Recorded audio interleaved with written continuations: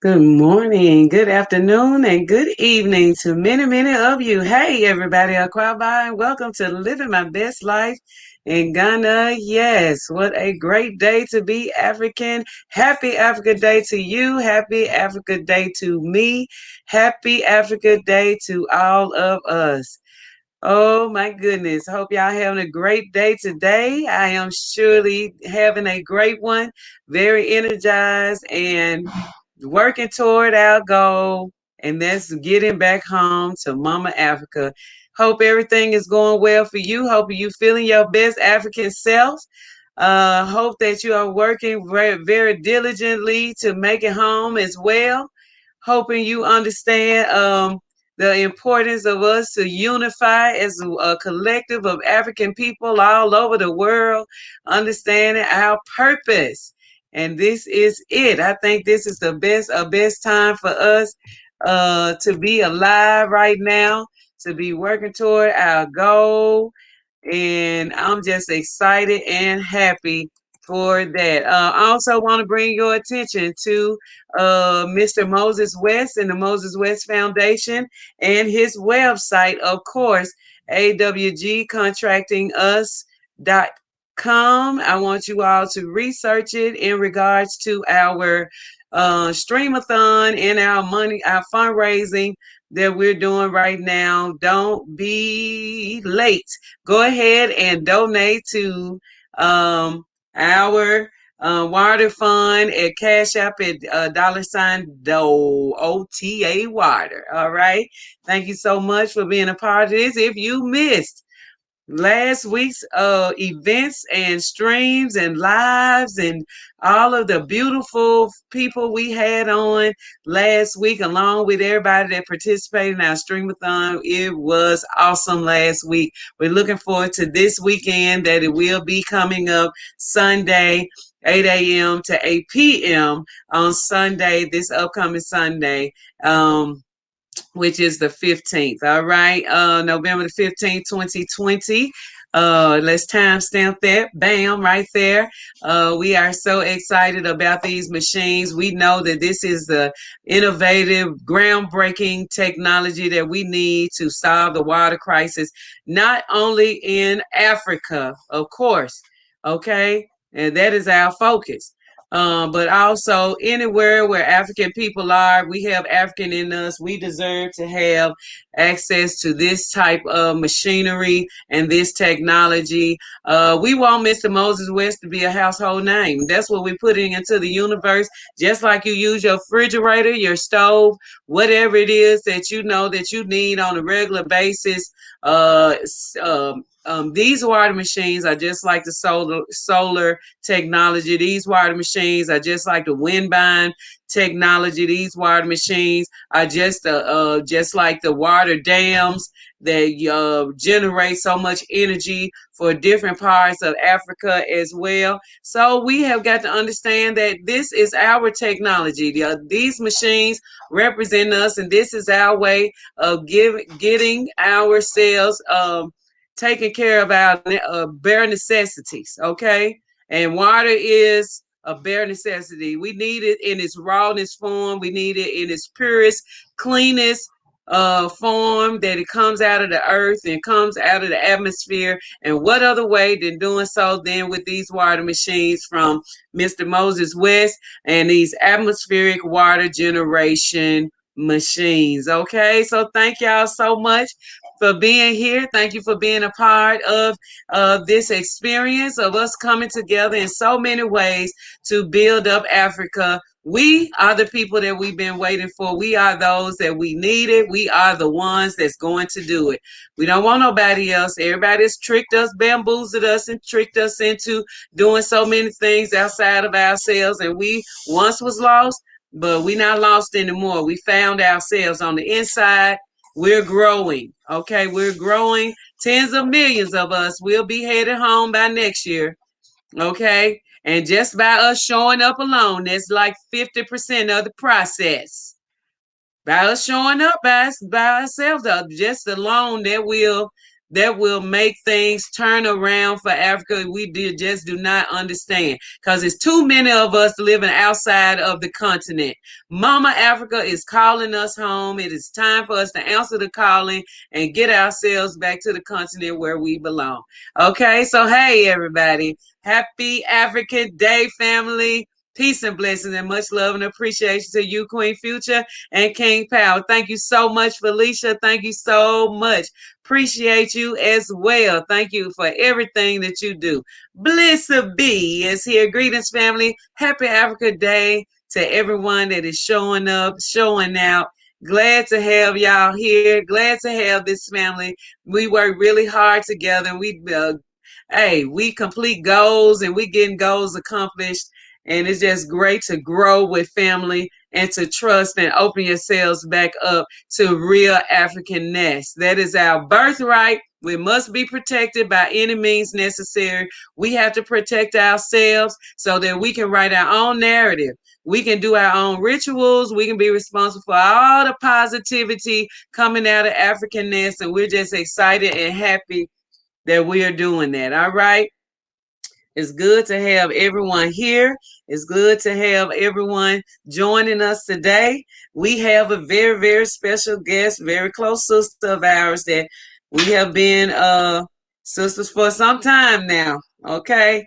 For a long period of time. And this is a close sister of mine with the Repatriation Assistance Program. She is really making things happen on the continent and in the diaspora, okay? This idea that she came up with the repatriation assistance program is so dynamic, and I think if we pool ourselves together just in numbers, we'll make this thing happen for so many people that cannot afford to get to Africa. All right. And she's going to tell you all about it when she comes on. And she recently returned back to Ghana. We're very happy for her and her return. And my sister, Nana Yaa Asantewa, okay, and she's a awesome leader, awesome person that is galvanizing many people and making things happen. And she'll tell you about all of those things as she comes in. All right. Happy Africa Day to you. Okay, Maha. And hit the like button, family. Blind guy, his wife, and their life. Kwee and Corey is in the house. Yes. Yes. Hit the like button, family. Come on in. Make yourself comfortable. I know it's a working day today. We got family checking in and out. You know, as they come in, it's going to catch up later. It's awesome to have us being so loyal to each other, loyal to LMBLIG, and building this connection that we have here. We are excited for all of our family members that have made it back home. They have gone home for the first time to stay. Those that are going home to visit for a period of time, we are congratulations, and we are so proud of you. The ones that are on their way in the next couple of days or so, or the next week, and the next week after that, we're proud of you too. We're proud of the ones that have it planned for the near future, that's getting ready in the next year, that's planning on being in Ghana or being in the continent in the next year. We're proud of you.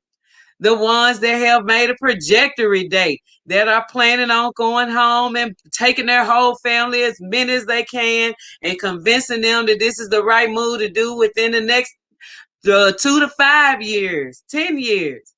We're proud of you too. We know that it's a process. Everybody don't move at the same time. We understand that. And for those that cannot go home and just feel like that is not what they need to do, then we should make this place comfortable here for you as well. Hold on, y'all. Hey, y'all.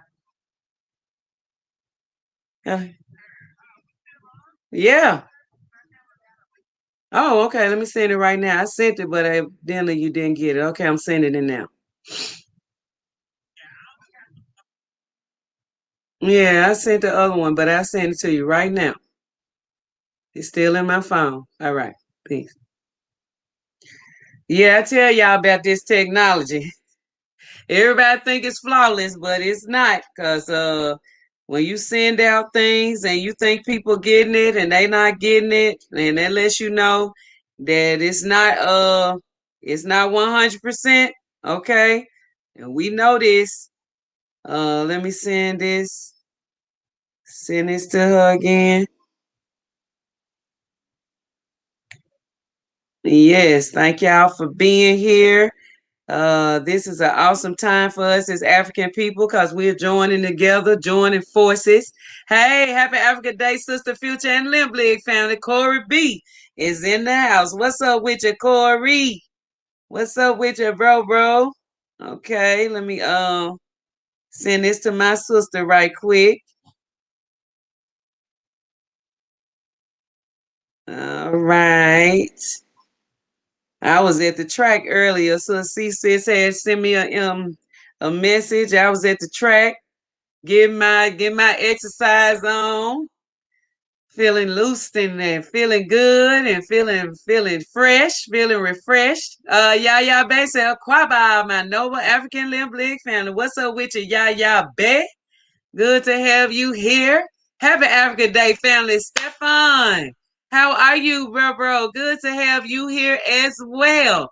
Yes, and anybody that want to be a part of our streamathon this weekend, this Sunday, please email me, livingmybestlife.Ghana@gmail.com or the Balanta Queen at above and beyond CSR@gmail.com. We are trying to get as many of our family members ready to be a part. Okay, I've definitely increased my daily water intake since that first water initiative streamathon. Me too. Me too, Bliss B. And I drank a lot of water that day, and I promise you, I felt it. Hey, Sherry, cousin is here. Greetings, cousin, Future, and LMBLIG crew. Much love to you, Sherry. Zola. Oh, y'all Kima is here. Kwaba Queen Future. Happy Africa Day to my LMBLIG family. Much love to you. Balanta Queen self. Kwaba LMBLIG family. Great day to be African. Hugs to the kings and queens in the chat. Welcome everybody here. Make sure you go ahead and smash the like button. What it be like, family? Kwaba Rich King is here. What's up, bro? Good to have you back. I miss all of y'all. The Savvy Entrepreneur said Kwaba fan family member. Yes, great and great to have y'all here. It's a great day to be African. Let's pull together. The strength of us as people is dynamic. Nobody can conquer us. We are a strong people. Okay, we are strong people. Let your light shine. Okay, it's nothing little about it. Let your light shine. Be bright. Be bright out here. Be African. Spread the love. Be African. Be as African as you can around your family, around everyone. Let's show that we are the ones that we've been looking for. Francis, say hi, sister. Hope you and the fam are doing well. We are doing great, Francis. Now, y'all, we want to hear from you, all of our family members here, LMBLIG family. We would love to feature you on our streamathon, whatever your business is, whatever you're doing. We want to see where you are. Frank, you've been with us for a while. We would love to see how you are living your life in Germany. We want to do an interview with you as well. What's up, Frank? Hope you are feeling your best self today. Sherry, hope all is well with you and yours. Yes, we are excited that we are able to be here for one another and be the people that we need. Okay, we as African people, we love ourselves, we love Africa, and we love our people. Okay, that's the three things you got to always remember. Love yourself, love your land, and love your people. Okay, that is us. No, we ain't got to love nothing else but that. Love ourselves, love our land, and love our people. You will be the best off if you do this. You can't worry about nobody else. Balanta Queen say, are you your own boss? Let LMBLIG showcase your products. Are you in the process of moving to Africa? Tell LMBLIG your story. Make it easily, safely home. Tell us your journey. Hit me up above and beyond CSR@gmail.com. Okay? Yes. All of our family that have made it to the continent, we have been out of touch for a little minute. We want to bring you on to be on the live. Please email us at living my best life in Ghana at gmail.com. We want to hear from you. We need you on the next streamathon. Yes, we want to talk to you. We want to see your face. We want you to be, if you can be by a body of water, it's great. It would be lovely along with our theme. But we want to hear from you, okay? Yes, we want to hear from everybody that we can. Please support the channel by hitting the like button. We have 5 looky loos, okay? Y'all come on in, hit the like button. Greetings, family. Hey, CC. Much love to you, CC. Glad that you are here. Yes, everybody that is here, hope you're having your best African day today. This is a beautiful day to be African. It's a beautiful day to be yourself, okay? Let's protect our minds. Let's stay positive. Let's not indulge in the political process. None of that. Anything that's not African, let's remove it from our viscera. Okay, let's remove it from our minds. Let's remove it from our configuration. Let's move forward as African people, thinking African thoughts and being in control of our destiny, our future in divine order. As long as we keep our minds in African centeredness, we cannot go wrong. Okay. We ain't loving no enemies and nobody that despitefully misuse you, and we ain't turning no cheeks. We not doing none of that. We're not being used and abused anymore. We're not allowing anybody to treat us in a disrespectful way and not pay for it. It's a way to do everything, and you're going to respect us as African people. We demand respect on this earth. We the first people here, and we going to be the first. We going to be the last ones here when everybody get up out of here, because they destroying themselves. All right, so let's be mindful of that. I won't be on the live stream live, but I am working on reading of Maya Angelou's Africa is my contribution to this Economy Sunday Streamathon, family, where we appreciate you, Bliss B, and we love that last Langston Hughes poem that you did. It was awesome, and we can keep the great work up, and we listen to your channel, and we appreciate you being able to read to us when we cannot read to ourselves, okay? Thankfully, all is well on my end. I hope you and your family are well. Yes, yes, yes. Kwaba family, I'm here for the midday sermon. Hey, Bill. Much love to you. We opting out of negativity. We tighter than biking shorts over here, and we drinking our water daily. Right here on LMBLIG. We got a system that we got going on, and it's good to be here and being in configuration with everyone that is here. This is an awesome, awesome collection of family members, and we love what we got going on. All right. So, hey, let me see. It's my sister. Got the link.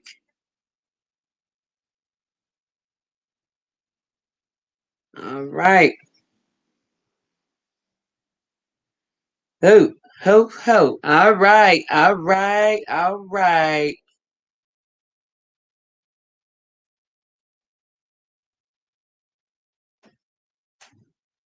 All right. Hey, hey, hey. Jack Queen in the house. Missing y'all. Hey, Jack Queen. Kwaba family. Much love to everyone. Jack Queen, it's so good to have you back. We know that you have made it home. And yes, we want to do a live with you whenever. I'll talk to you behind the scenes, see if we can schedule you by the end of the week. All right. Yes, I'm so excited for you. Just excited. And maybe we can get one of them days when it's not raining so bad, and we can have some clear communication. Okay. Yes, yes. Hey, beautiful sisters. It's Bill speaking. Balanta Queen said, hey, Jack Queen, having a wonderful time here in Cape Coast. Hey. Make sure you tell my people, Rabbi Kohen, Auntie Mabel at Mabel's Table, and One Africa that Future and Power send out love. And yes, I've been trying to get in contact with Rabbi. Hopefully I will be able to talk to him soon. All right. Lanza said, greetings to everyone here watching you live in Tamale, Ghana. Anyone interested to visit Tamale should hook me up. I am always available. And we definitely want to talk to you, Lanza. Please send us an email with your information so that we can connect with you and do a live so we can see how that hookup is going to happen. Tamale. That's an awesome place, okay? We tighter than biking shorts around here. LMBLIG family t-shirt, okay? Thank you, Bliss B. Who needs weed when you have Ghana, LOL, okay? Ghana is that, okay? Hello, family from Ghana. Aquaba. Yes, Chireme Fredik. Hey, Chireme, we would love to connect with you on the ground as well. Can you post up your email address here? Okay, we are looking for a family that wants to join us for our streamathon this Sunday coming up from 8 a.m. to 8 p.m. We going live on the continent. I sure will. Okay, we love you so much, family. Thank you, Chireme. We love you right back. Okay. Anybody that's interested, go ahead and post your email address up for us to get it and contact you for our streamathon on Sunday. All right. Yes. I'm late because the Honorable Mponga Joshua is live, sucking up that knowledge. Okay. Yes. Yes. Yes. This is awesome. Awesome. Awesome. Awesome. All right. Yaa is coming. She is coming in just a moment. And y'all make sure you share the live right now. Matter of fact, let me go on and share the live for some people that I know is watching. Okay, that's what we need to do. Share, share, share. And let's see here. Share the live with family, share the live with everybody. Let them know that we are out here on the grind. What would you do if you had to walk 2 miles for water? How much water do you think you could carry back? How much water would you use if you had to walk to get it? Let's bring fresh water to Africa. OTA water, Cash App us, and we are glad that you are able to donate to this water fund. All right. All right. Lansa said this is his email. You can contact him anytime. All right. Thank you, Lansa. Anybody else that want to be a part of our streamathon on Sunday, go ahead and put your email down. Say 3131. Good afternoon, African kings and queens. Didn't mean to look over that. All right. Glad to have everybody here. Frank, what's up? Well, you send us your email, Frank. All right. We got Edwin. Edwin, I have his email address. But anybody, Stefan, come on in here. Send us your email and be a part of our fun on Sunday. Francis, hope that you can join us as well. Okay. Hope that you will be a part of it as well on Sunday. Zola, if you have something that you want to come on and be a part of the streamathon on Sunday, we appreciate. We want all of our family to be on board. All right. Yes, it's great, great, great to have y'all here. It's a beautiful day and we are excited, excited. We are so excited. All right. All right, all right. We have 44 watching, 33 likes. Come on, y'all, hit that like button. You're welcome, oh, Sources TV, Radio Ghana. Hey, Sources, we would love to have you on and to give us some information about your Radio Ghana. Okay, if you would be interested, go ahead and leave your email right now. Okay, we will be glad to link up with you. We will be home very, very soon. All right, please. I'm from Ghana. Please, why are you not content Africa America in your perform family? We are you from Ghana. We are on our way to Ghana. And we will be performing when we get to Ghana. Okay. I love Ghana. I'll visit you there. Yes. Include me in. Don't worry. No worries. Just leave your emails, everybody. Okay, said Jack Queen. You know, I know you. Okay. Anybody that we don't have your contact information, please be so kind right now to leave your email, or you can email me or Balanta Queen. You can email Balanta Queen. Matter of fact, let me write her email address down. All right. For those that want to be a part of the live, you can email her as well. Above and beyond. You gotta learn that email. CSR@gmail. Yes, yes, yes. All right.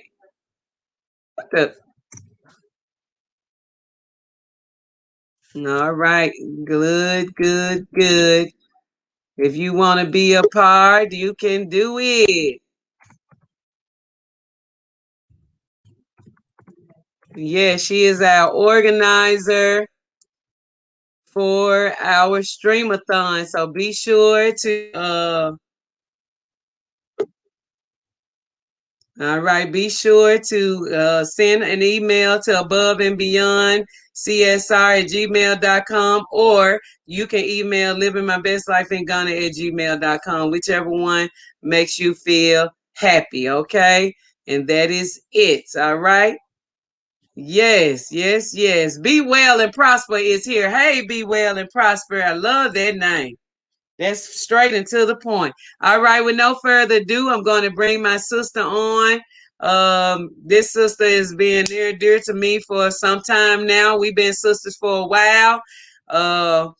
She has the Sankofa Repatriation Assistance Program that is going to get a lot of people to Africa that thought they would never be able to afford and get there and have the wherewithal, the sources, the know-how to do so. She has created this program, and we want to bring her on today to talk about the program and see how she's making moves on the continent since she's been back home.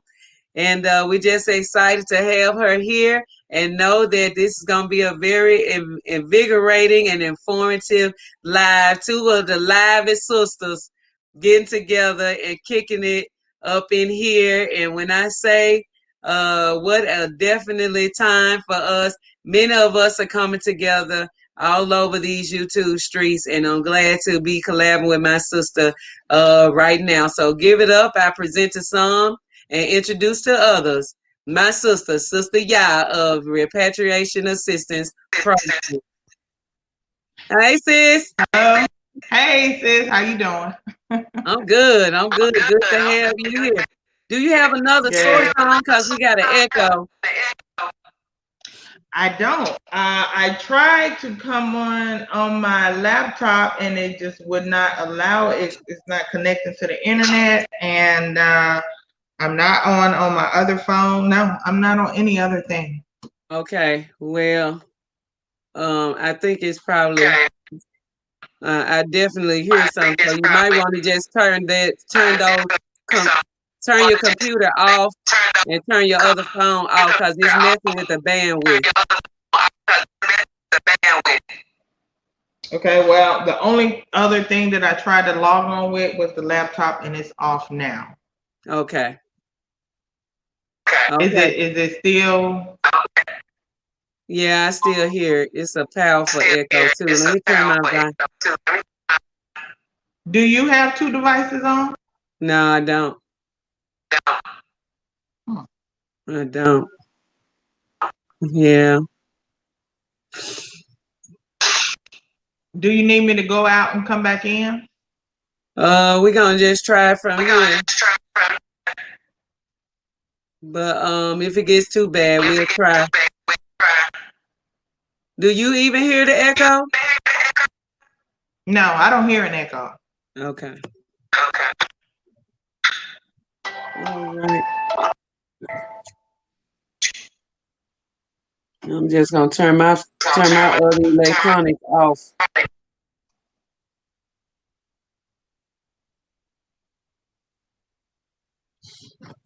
And see if this helps any. How about now? It's still a horrible echo. I don't have, only thing I tried to come on was the laptop, and that wasn't working. That's why I chose my phone. But I don't know how. What are your audience? Ask your audience if they're hearing an echo. All right, y'all. Are y'all hearing the echo? I didn't start hearing it until you open.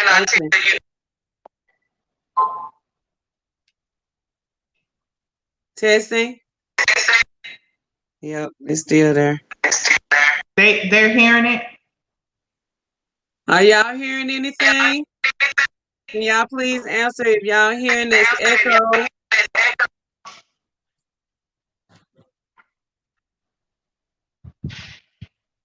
Because it's perfectly clear on my end. Okay, they said they hear the echo.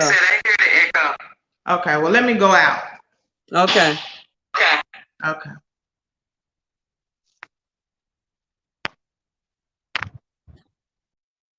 Okay. So do y'all hear the echo now that Sister Yaa is gone? I didn't hear the echo until she opened that window and then I started hearing. Yes, I hear that. Okay.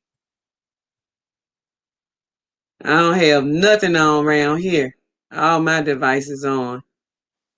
Okay, the XDMC said you only hear it on my side. Can y'all hear it now? Right. Okay, no, it's gone. No more echo now. Okay. Thank y'all for y'all participation. Because I don't hear it either. But as soon as she opened the window, I heard it loud and clear, like I was two people instead of one. Okay. Oh yeah. Not now. Okay. Thank you, Bill Shacker. Thank all of y'all for being a part of the live today. No echo now, so we'll see when Sis comes back. And then I would try to just mute my side when she's talking. Maybe that will help. But a lot of times it be people in other parts of the house with internet on and all of that stuff. It messes with the internet really, really bad in Ghana. Unfortunately, I've been there, done that. We get our participation grade for today. Sure do. Okay. Yes, home sweet home, Jack Queen. Hey, okay. Cause it ain't a castle, it's a dungeon. That's the first thing. We got to call it what it is. Yep, yep, yep. We just got to show up by the millions. We got to show up by the millions and make our let our people know how things are really, really are for us and how, it's really touchy. And tick the mic, control mic sound. Okay. Okay. Going to the audio and tick the microphone sound. Okay, let me see if y'all hear it back when I bring my sister back. I know. I already know. Yep. All right. Back. How is it now? Is it okay? It's okay, but it came back. I can still hear myself. If you have anybody that's online in the house on the computer, it messes with the bandwidth in Ghana. When I'm there and I'm live, I have to tell everybody to get off because it does that sometimes. Now I'm in a completely different room, and so they're in the living room watching YouTube on Fire Stick. So it's nobody is on. It shouldn't be. Okay. Yeah, I don't know what's that. And I just finished another show on StreamYard, and I wasn't having this problem, so I don't know. Right, it's all good. I'm just gonna silence my side when you talking. Okay. Yeah. So anyway, let's talk about your journey and now that you back on the continent and what does that feel like? Because I know you were planning on being back in Ghana way before now, but you there now. Yeah. Well, I like to be straight up and honest with people about what it takes to be able to come here because I think, especially since I've been back and I've been receiving, we have the guest house and a number of people have come from the diaspora since the borders have opened, and they've come here to the guest house. We get them from the airport and bring them here, and they stay here, and we help them get out into, you know, their own places and just integrate. And one of the things that I know that I did initially when I first came, and I think you can attest to this, is you know, you that money got to be right.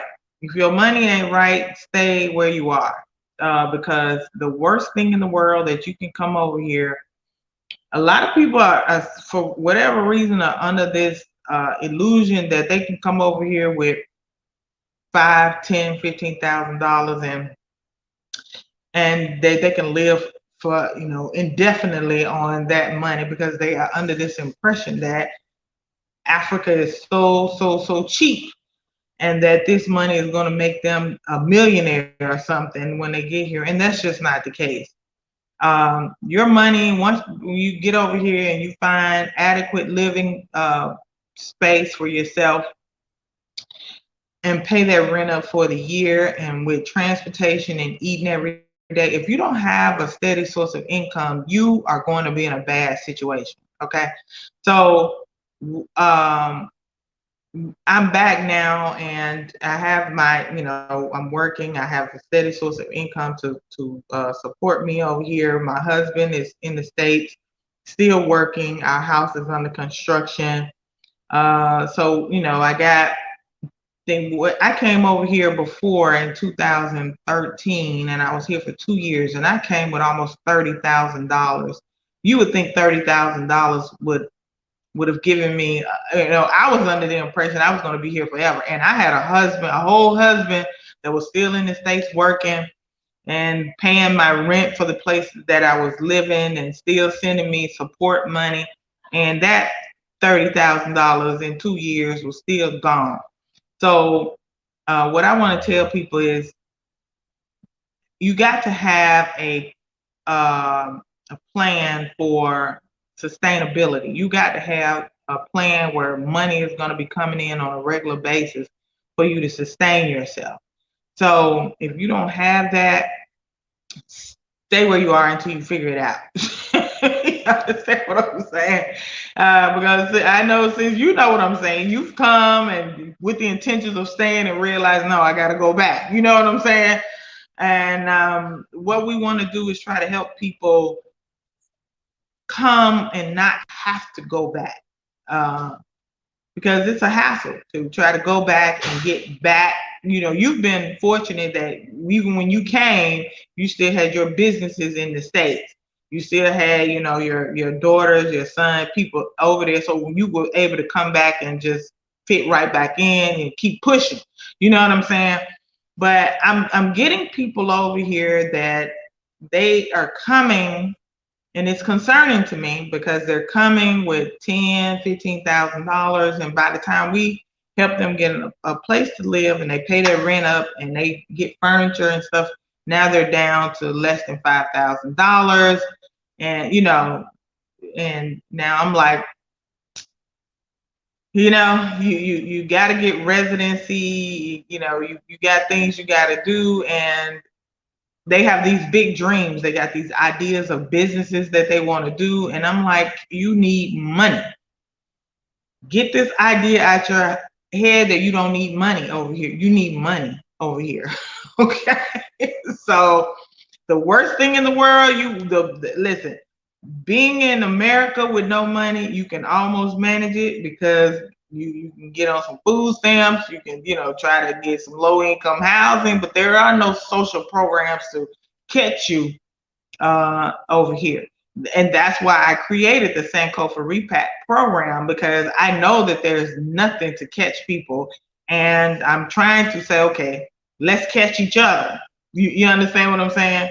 Let's pull our little resources together and hold everybody's hand until they get their footing and get set up and get established and get something going.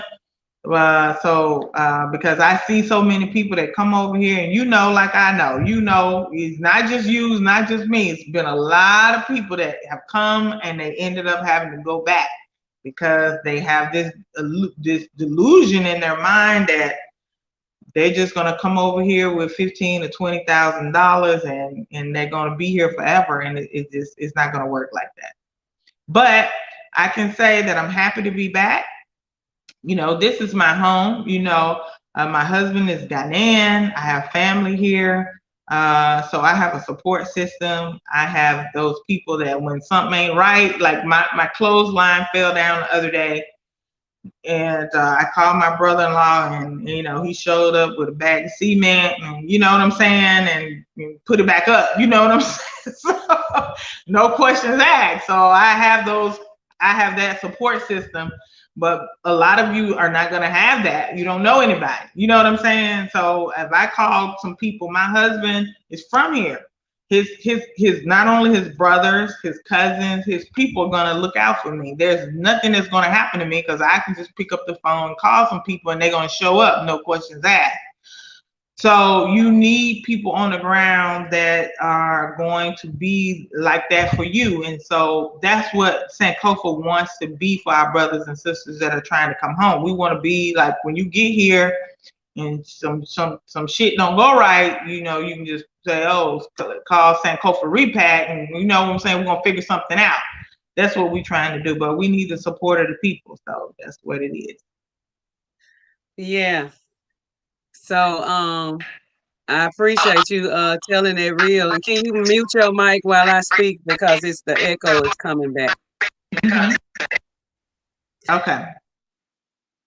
Yeah, so it was very important that you said that, and how you made those points, because a lot of people don't understand that you do have to have some type of income flowing when you get to the continent. And a lot of people, I feel like everybody's situation is different. We all should at least acknowledge that you need some type of income to sustain yourself when you get to the continent, even if you have a large amount of money. And when you get to the ground, you can't play around with the money that you have saved up. You have to go ahead and go straight into what it is that's going to bring revenue for you, because spending every day and from the lifestyle that we're accustomed to living and the things that we're accustomed to having and doing, it's hard to scale down if you have not already did that before you left. And a lot of things are based on when you get to the continent, like Sister Yaa was saying, that we have to have connections. We have to be integrated with families, and to have families and people that you can depend on, that can go to the market for you and get stuff at the Ghanaian price, or they can go to this place and get something at a Ghanaian price versus different prices being given to you because you are not integrated with a family. And that's not something that's very hard to do. That's something that is easier to do and very easy to maneuver around when you have people that have presented themselves as your relatives, or that you relate to, that you build relationship with, and that you that are able to handle a lot of things for us as we integrate, because things are not set up yet wholeheartedly. I think we're headed in the right direction, but we're not. It's going to take a while. So I don't want anybody to go in a false manner, thinking that they can come with a certain amount of money and they got children and they got a family and they got to find a house. And if you haven't already, been to the continent, this is another reason why we say that is very important for certain people, a lot of people. Just like when you relocate from, say, for instance, from Memphis to Atlanta, your job is relocating you. They'll give you a stipend to go to Atlanta to find you a place, to go apply for a place. You'll stay in a hotel. You'll see exactly where you want to be, how you gonna have things are going to look. If you ain't never been to Atlanta before. Okay, so when you go into the big A, that's the little A right there. Atlanta is the little A. But when you headed to the big A, you need to understand that you got to go check things out. It's very important for you to know what your next move is going to be. It's very important for you to get a taste and a feel. If you have never touched down on the Big A before, you definitely should get a taste and a feel and affinity for the environment that you're going to be in, what you're going to be facing, especially if you bring your whole family and you bringing this person, you bringing, you know, your mom and the elderly people or somebody that needs a lot of attention in certain areas and stuff. You got to know what you're going to be dealing with. So let's be smart Africans. Let's be African centered. Yes, we're going home. This is our birthright, but we have to be very, very strategic in our efforts and making sure that we're connected with the necessary people as the Repatriation Assistance Program, Sankofa Repatriation Assistance Program, as LMBLIG, FOG, Friends on the Ground, Family on the Ground, and many others that are doing the work. Amasiahu of Eden, that has the Bamboo Arts Collective, many other people that's organizing us in a mighty way. Ministry of the Future. Yeah, I was just wanting to mention Ministry of the Future because that's an important organization with Dr. Malana. Yeah, Minister of the Future for sure. And even our brother Badele Cambone with a BB Toomey.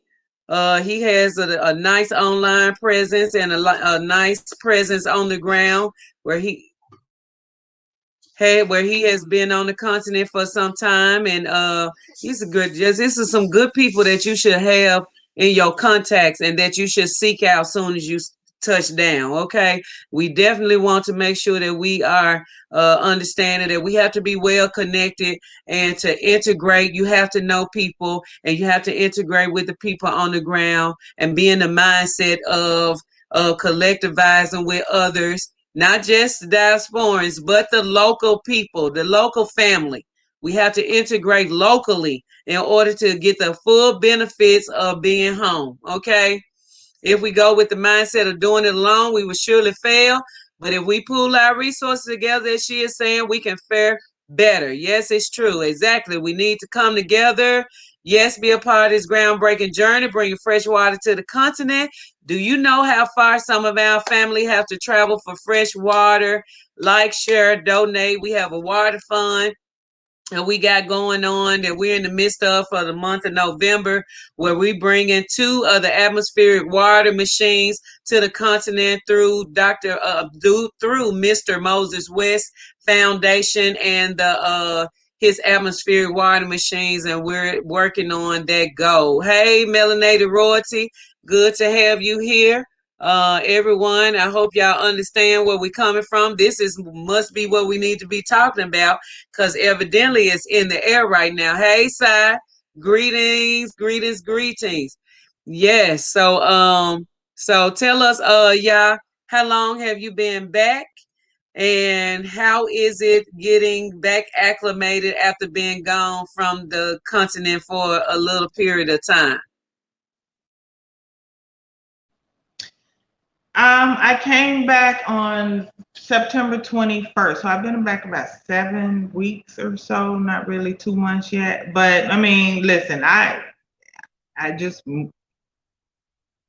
went right back in. I mean, for me is, I started coming over here with you and Power 10 years ago, over a decade ago.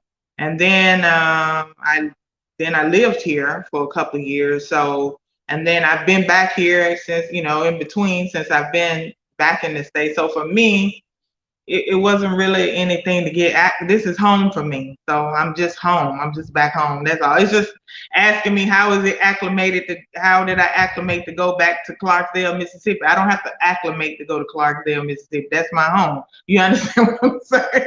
So it's the same for here. I'm at home, and it's the same, there was no acclimation for me. I'm just back in the groove. I just fit right back on in and kept on pushing. So I'm happy to be back. And this time, my husband and I, we got a lot more going on than last time. So, we have some agricultural projects. We have the house is under construction. I just recently sent you some video of how that's coming along. I'm very happy. I'm very proud. My husband's going to be on the show this coming weekend, so I hope y'all tune in and check him out. Atukwamana Ankuma. We're going to be on Living My Best Life in Ghana. I might try to step on in there and say hi while he's on there, but yeah, you know, we got a lot more going on there. We got the construction company, so if anybody's coming in and they need a reliable who, you know, somebody you put your hands on and talk to and know Sister Future and Brother Power, and we know we can build houses for you. You ain't got to be worried about, you know, somebody scamming you or gypping you and not giving you what, you know, your money's worth or what you help out people as they come in and want to get housing. We got some repatriation assistance services. Been helping people go through the immigration process. Let me tell y'all this is something that every show that I get on from now on, because since I've been back and people have been coming through the Sankofa Repat guest house, I'm finding that you all are not doing research on what it takes to move to another country. And so let me just tell you this: getting your passport and your visa is not the only, and a ticket is not the only country, not just in Ghana, South America, anywhere else you want to go outside of the United States, outside of the country that you're currently living in. Go find out what the requirements are for immigration. You just can't go post up in somebody's country. You cannot. I know you know, you understand you have the right to return and you going back to Africa, but if you don't follow immigration protocol, you will be illegal. And that's not what we want for you. Be legal. Follow immigration protocol. Get your paperwork in order. That way you can walk around. You ain't got to be intimidated by nothing because you in the country legally. You understand what I'm saying? So you have, and I'm going to talk about Ghana specifically.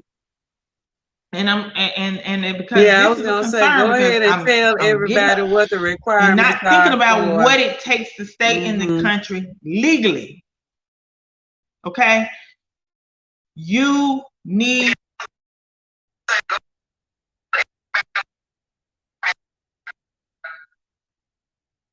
Yeah. Hold on, you To started come into breaking up. Ghana You and get started your breaking up. residency. Okay, on your visa allows you to come into Ghana and stay 60 days. 60. That's 2 months. Day 61, you are illegal. Your visa allows you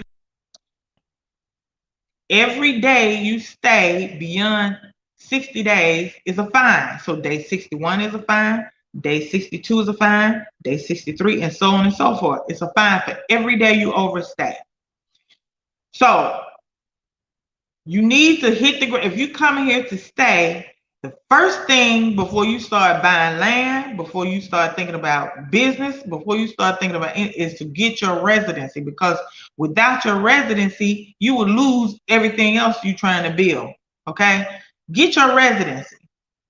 So to come into Ghana, to get residency, you need 2 Ghanaian citizens. Two Ghanaian citizens that have their passport. They have to have their passport.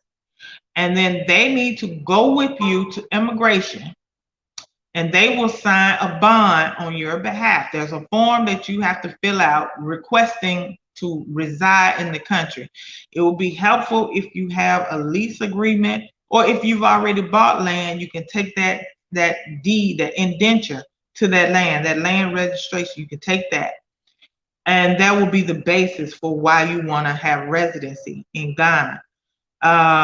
But you're going to need to also show that you have the financial capabilities of providing for yourself.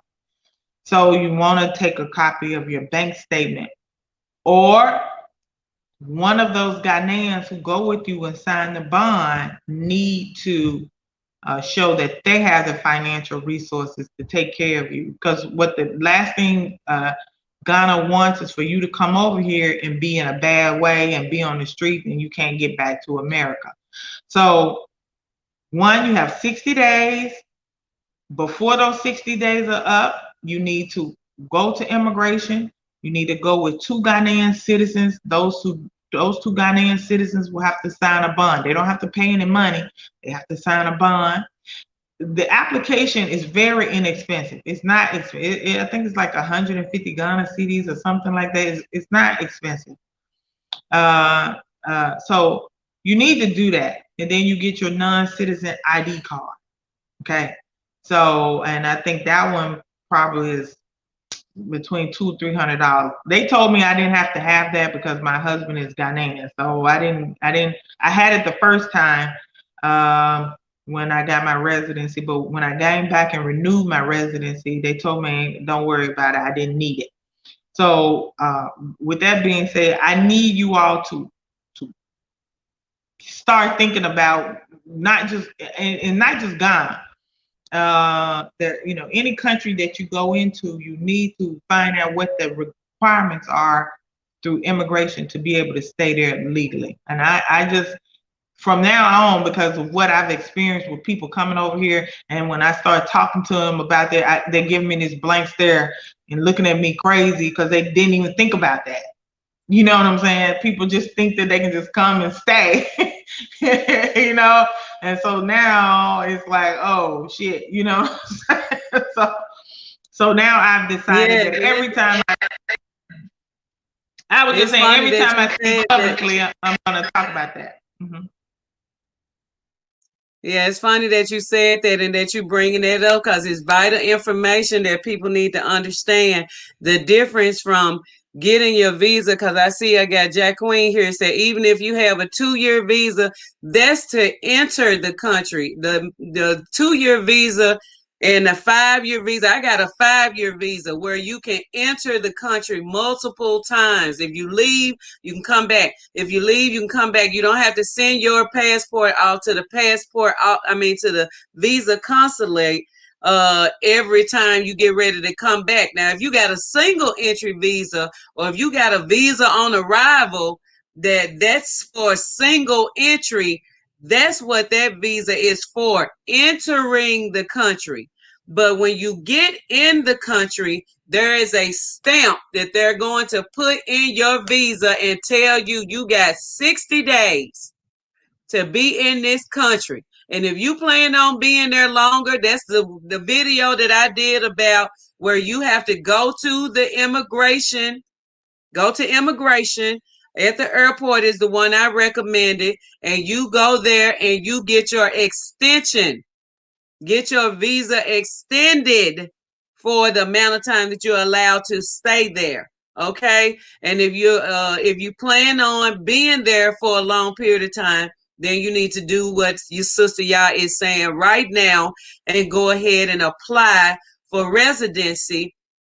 Or if you look at one of those persons that's looking forward to getting granted your citizenship because of whatever moves you've been making on the continent, then that's fine as well. But there is a process for staying in the country versus, just say, for instance, to bring this more to mind, like here in the States, we have what you call illegal aliens or illegal immigrant people that cross the border from Mexico, Mexicans, even though this might be their language. But anyway, that's another story for another day. But if they're here in America and they don't make the proper protocol going through immigration, ICE, getting an attorney that works and getting their paperwork filled out so they can be legally in the country, even though 2520s and everybody else, they come and they have agreements that their country has with America where they don't have to go through all this red tape. They hand it there as soon as they get here,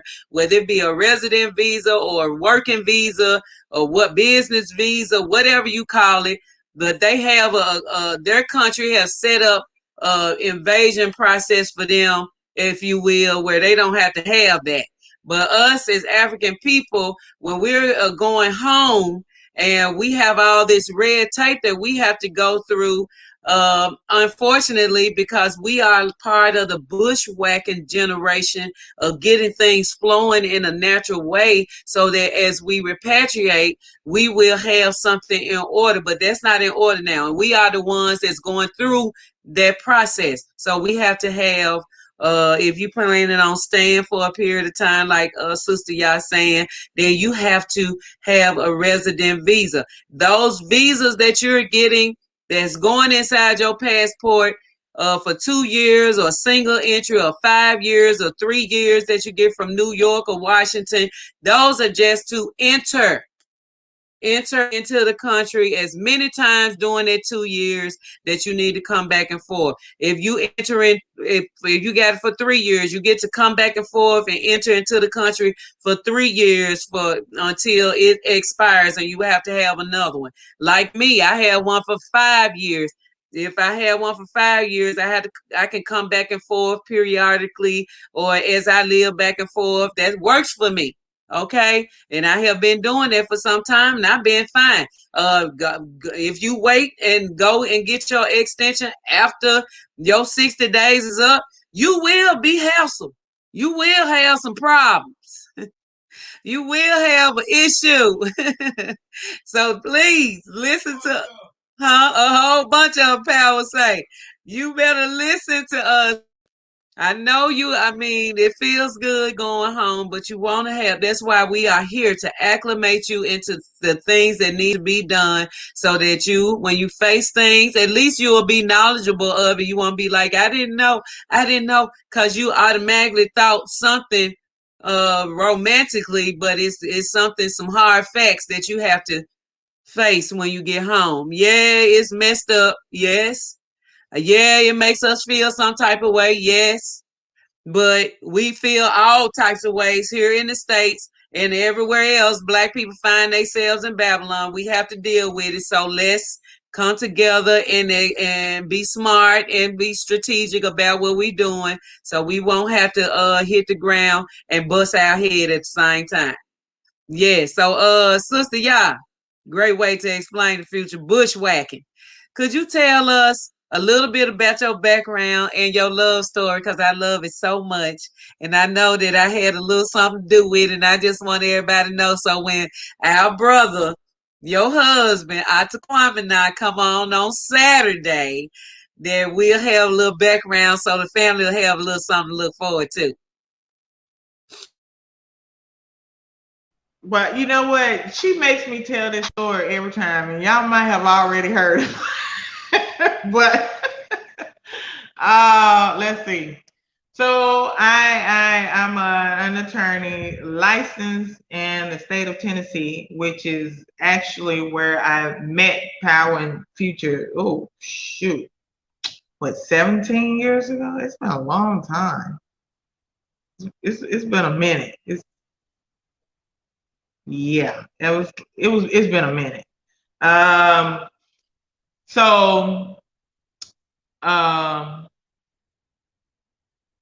I met Power and Future. I wanted to get my hair locked, okay? Because I used to, she'll tell you, I used to be wig, you know, everything with the fur coat and but I don't know. I decided that I wanted to cut all my hair off and start locks. And somebody had recommended Nappy by Nature for me to go to, which is their shop. So I went there and, you know, just talking to Power and Future. And for whatever reason, we all just kind of clicked when I went there, and we've been, you know, tight ever since. So they were telling me at that time I was Southern Baptist Christian, going to the biggest white mega church in Memphis, Tennessee. Bellevue. Y'all know I was at Bellevue Deep, right? So So I got in there and you know, talking and listening. They were at that time, I think y'all were playing Ray Hagen and all that stuff on the TVs up in there. And it made me start questioning some things. So in just a conversation and talking, and they took a real interest in me, and I guess they felt sorry, like this girl walking around here believing this shit, right? So I just, you know, curiosity, and I started hanging out with them, and then I found out they had been going to Africa, and we just kind of became close, really. And then I started going with them to Ray Hagen's church in St. Louis and hanging out with them and just everything. And so it began me on my journey of awakening, right? And so they were going to Africa. And at this point, I became so, you know, through all my research and my awakening. And I was, at that time, I was a criminal defense attorney in Memphis, Tennessee, and just looking at the disparity and treatment of our brothers and sisters. And it became basically emotionally overwhelming for me. So I just packed up. You remember, I said, I'm leaving. I can't take this. I packed up and moved to the Virgin Islands. I took my kids and just hauled ass and went to the Caribbean, because at that time I was like, I didn't see how I could make it to Africa, but I knew I could go somewhere where it was mostly Black people. So I moved to Africa, to the Caribbean, where I could still practice law and everything. And I was hired immediately as a assistant attorney general in the U.S. Virgin Islands. So Power and Future then was still going back and forth to Africa, but I hadn't gone yet. But I was online and I was on Black Planet. If y'all remember Black Planet, everybody remember Black Planet. I was on Black Planet and I was so interested in Ghana. Look, hold on. And now I don't normally shout out Black Planet, but because of what happened with Yaa and my brother on Black Planet, hey, I raised the roof on Black Planet because Black Planet worked for them.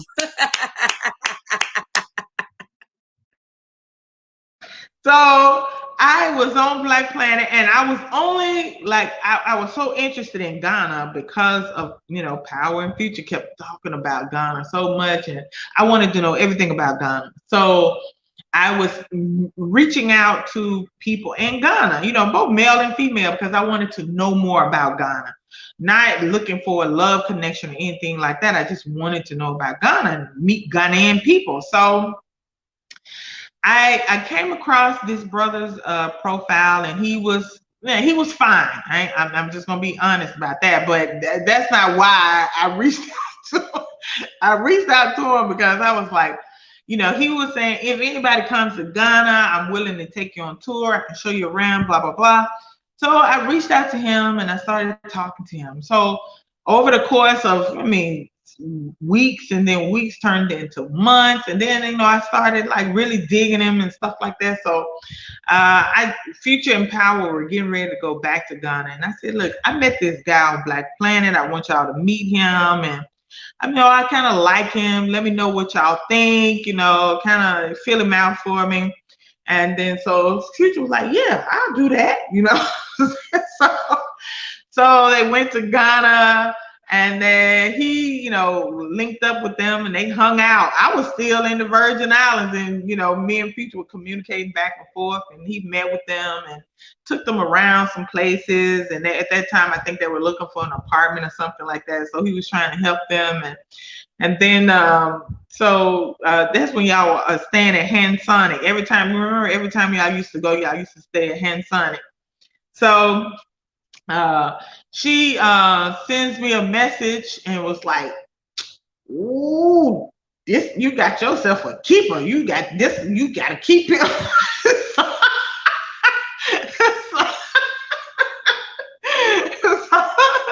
I was like, oh yeah. She was like, oh yeah, you know. And he was around at that time, I think, like talking to Power and some other people. I think some of his guys were with them, and she was on the slide trying to talk to me. She was like, yeah.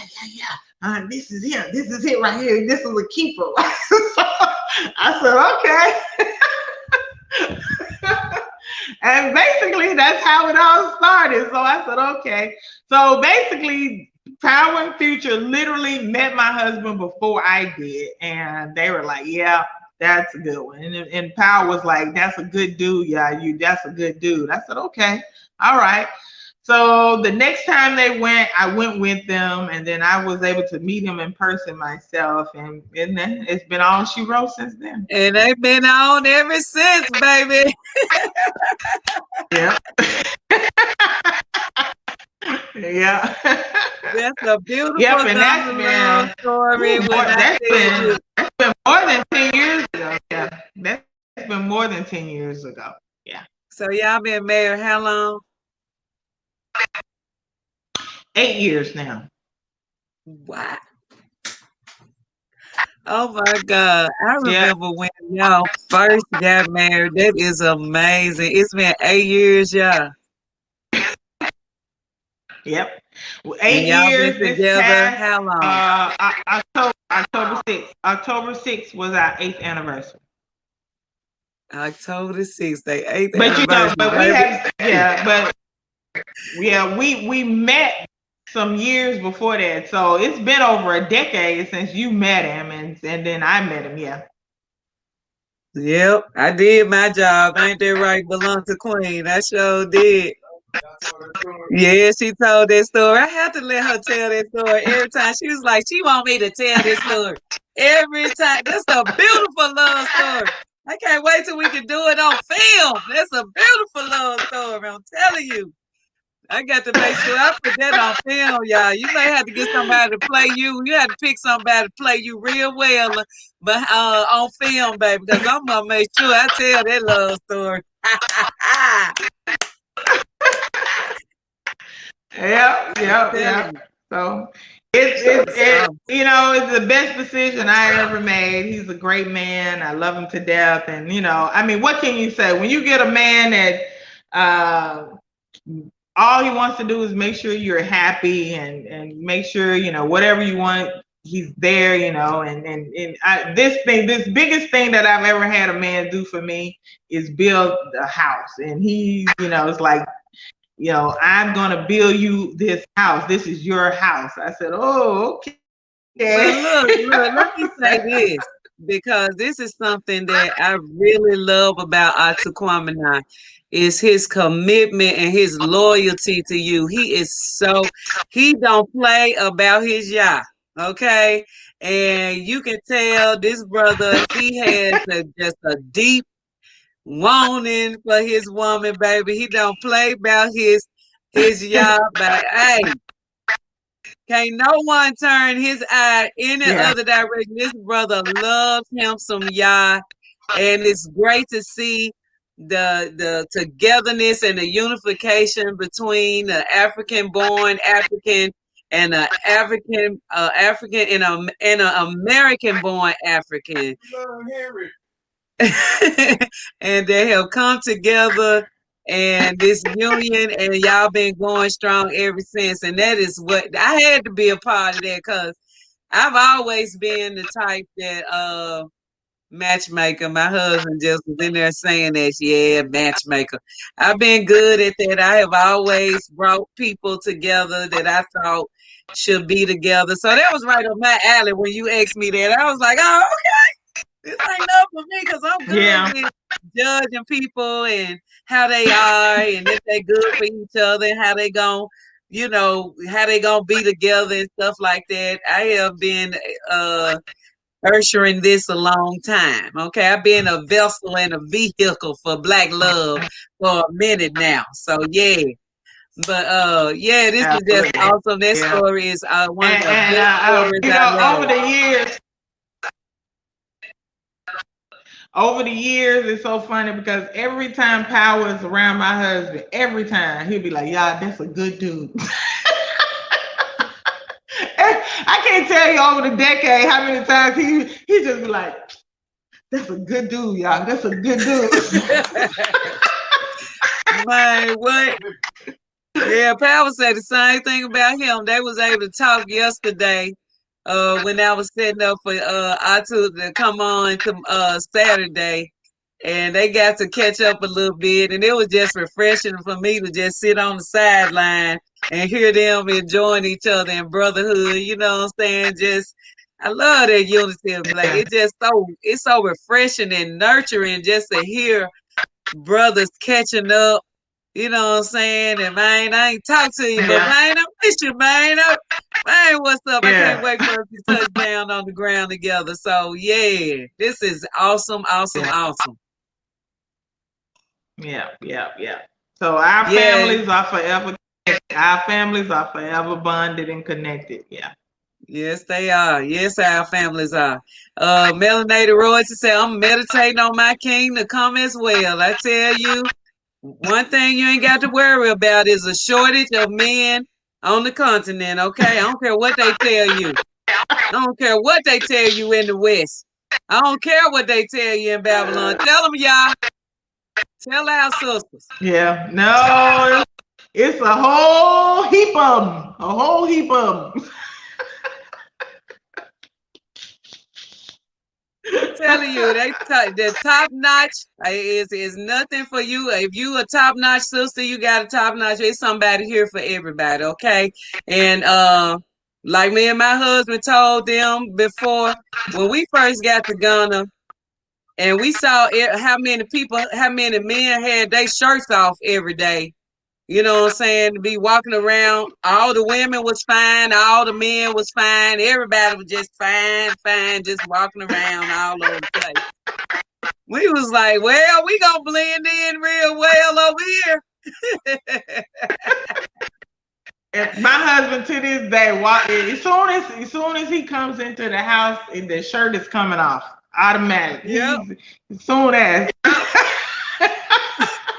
Baby, Yeah. Africans believe in taking them shirts off. And we was told over here in the West that that's disrespectful. That ain't right. That ain't nice. That's something. We were just told all the wrong stuff, but we was definitely in the wrong environment anyway. We need to be back home on the farms, on our own organic farms and building houses and doing things at home in our natural environment with our shirts off, with the brothers with their shirts off. I don't have no problem with that. And our sisters need to work on ourselves and bring ourselves back up to par when we get back home, to concentrate on our health and being the best strong African warriors that we can be as well.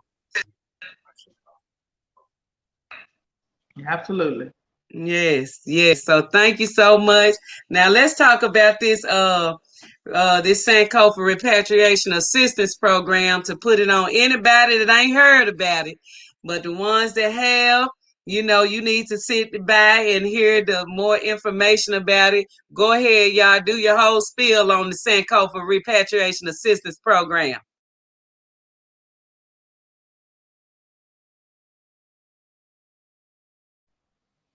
All right, sis. So this is a situation in Ghana specifically, and I don't imagine it's a whole lot different in other African countries. The vast majority of Ghanaians, brothers and sisters from the diaspora who've been able to come to Ghana and repatriate successfully, are over the age of 60.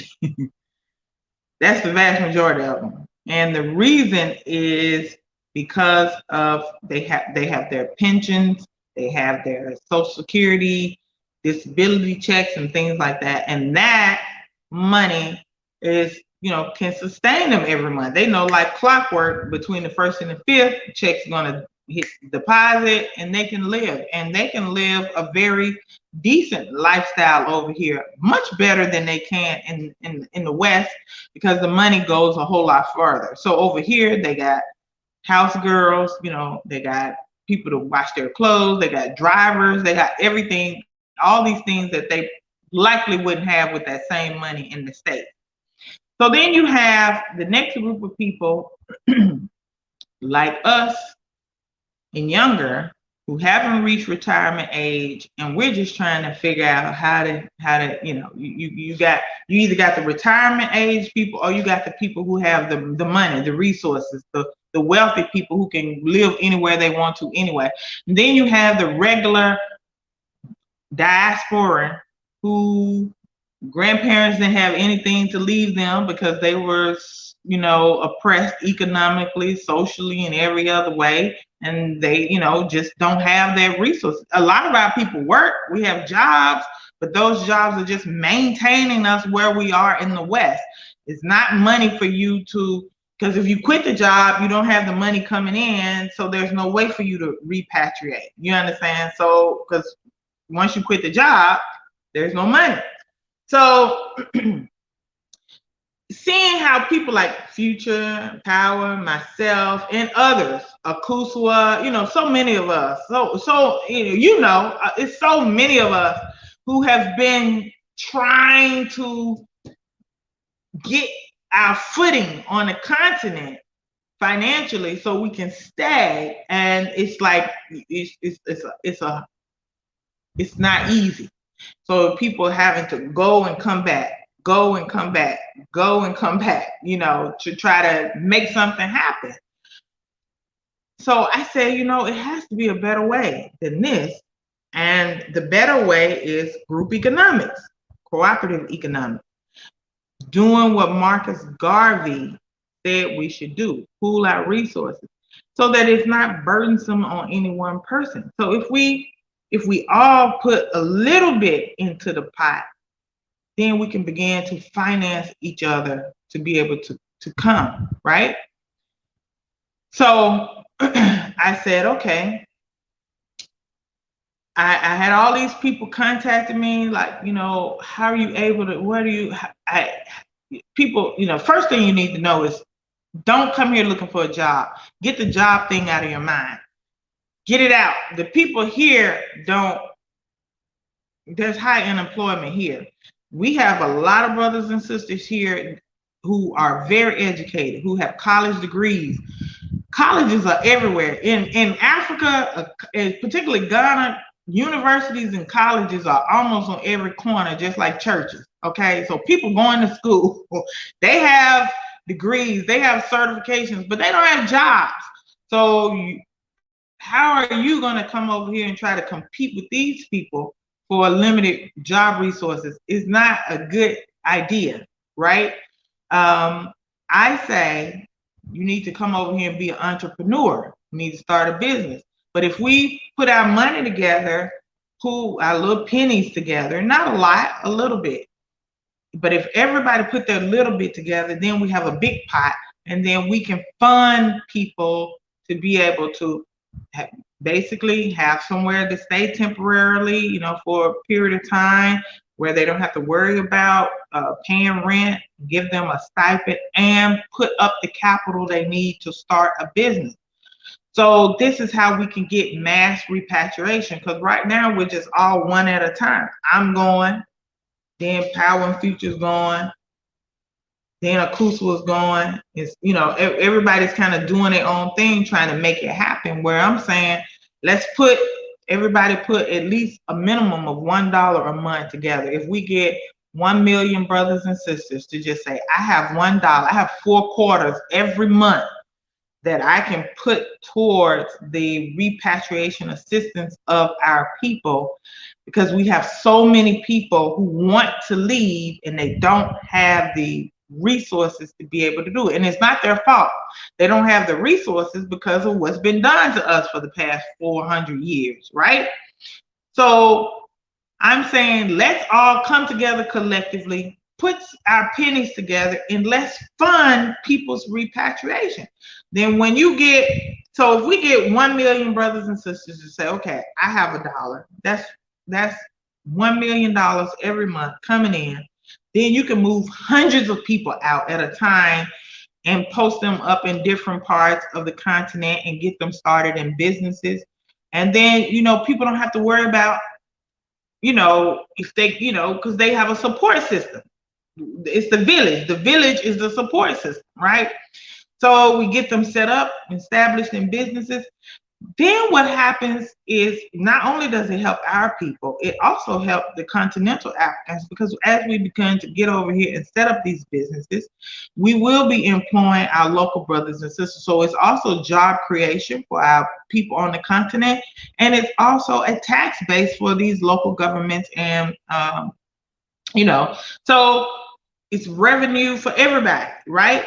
Then what happens is these families that we get set up on the continent and help them start businesses, they can then reach back as we bring in new people, okay? Because we got the money coming in, everybody committed to do this every month.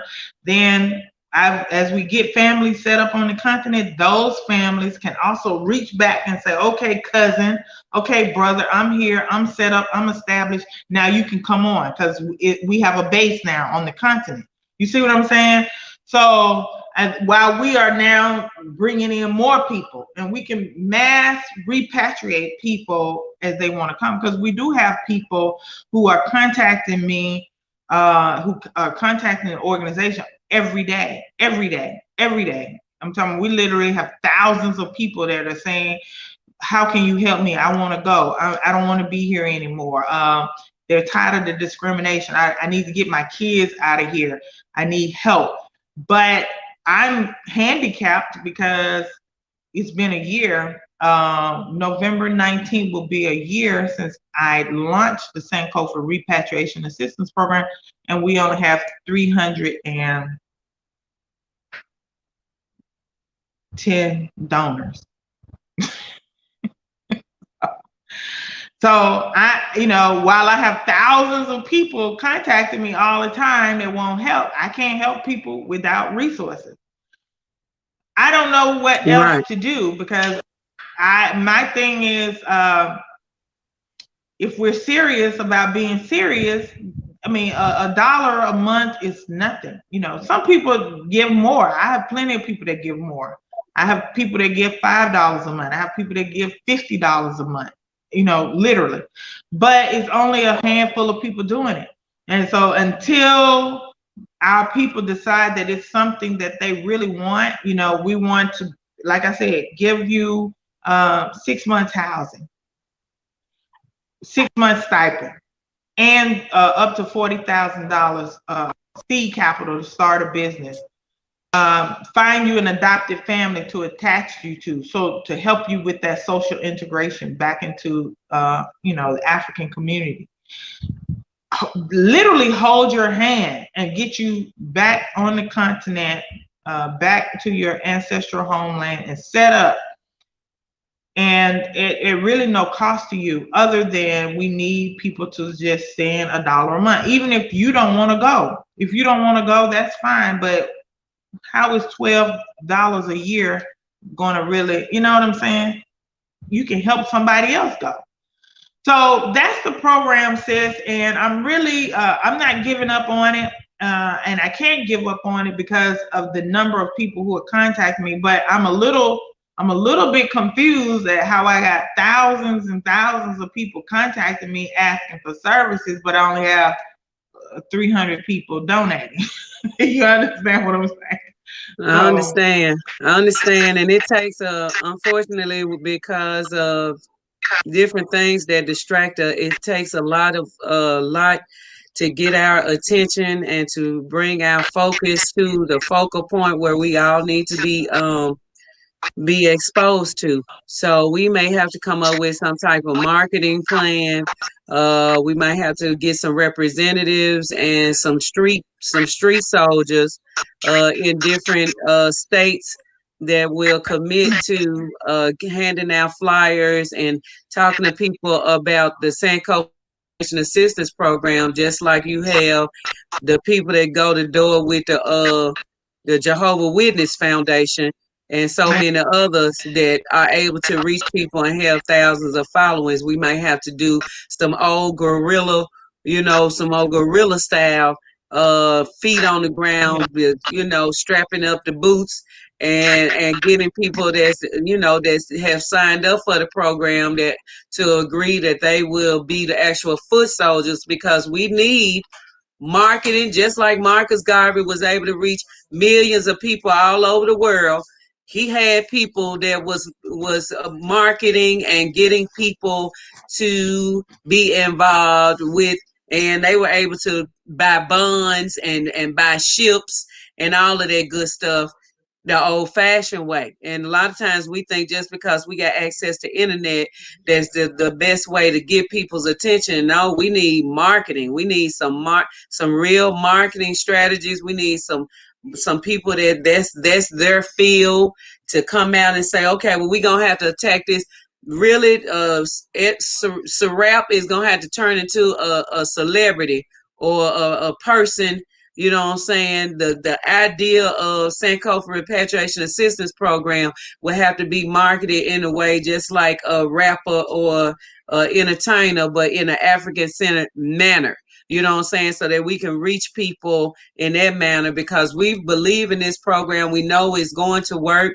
We're ambassadors for Sankofa Repatriation Assistance Program, and we know that we have just got to do a few key things to get people focused and understand how this is going to help us in a mighty way of bringing hundreds of people that never would have been able to afford it to think that they will ever be able to go to Africa while they're young and vibrant, when they're most strong, when they're in their prime of life. We got to get in touch. We got to get them people home. Africa, period, is a young generation place. Whereas if our children, grandchildren get to the house real quickly, we gonna be straight. But we got to understand that we got to get these young folks home. We got to get our young folks home. That's why I don't move. My grandson and my granddaughter would not let me move and go anywhere talking about Africa without them. They talking about Africa every day. They ready to go home. They ready to go back. Nana, can we just get on the airplane right now? What's holding us up? Why we ain't there yet? Can we just leave now? I'm ready to get on the airplane. I love Africa. I want to go to Ghana. Can we eat some plantain? Can y'all make some palaver since we ain't in Africa yet? We get all kinds of questions every day. Once you expose these children to the continent, you ain't got to worry. If you having problem with your children, okay, and your child, you losing your child somewhat because you have been working more than you've been able to parent your child, sacrifice. If you have the income, and take your child to the continent and see how your child's life changed. And I'm just honest. I've seen people do it. When we left, Asar was 10. I mean, he was 5 when we left to go back to the States.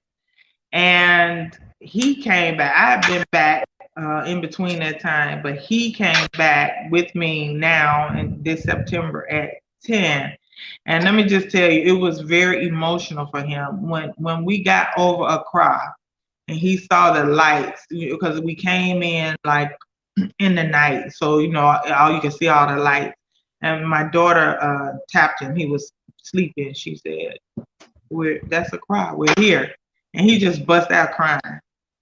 He just bust out crying on the plane. He was like, I'm back. I can't believe I'm back. And it just made my heart feel some kind of yes. My baby just bust out crying. Yeah. Oh my God. I would have just melted, y'all. I would have melted. I did. Oh my God. It's so amazing how the babies are so connected to the motherland. That's why I tell our people, we just gotta feel it. You gotta feel it. You gotta see what it feels like. It's not. I could talk to you all day till you just turn red, yellow, and green, and you have a black star on your forehead.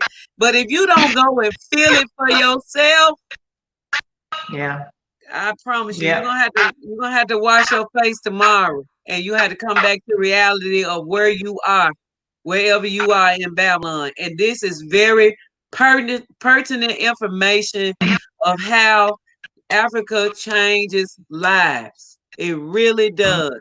And if you understand how we need to be working together and not just talking, walking the walk, you will invest in this Sankofa Repatriation Assistance Program, because we can't lose. We cannot lose.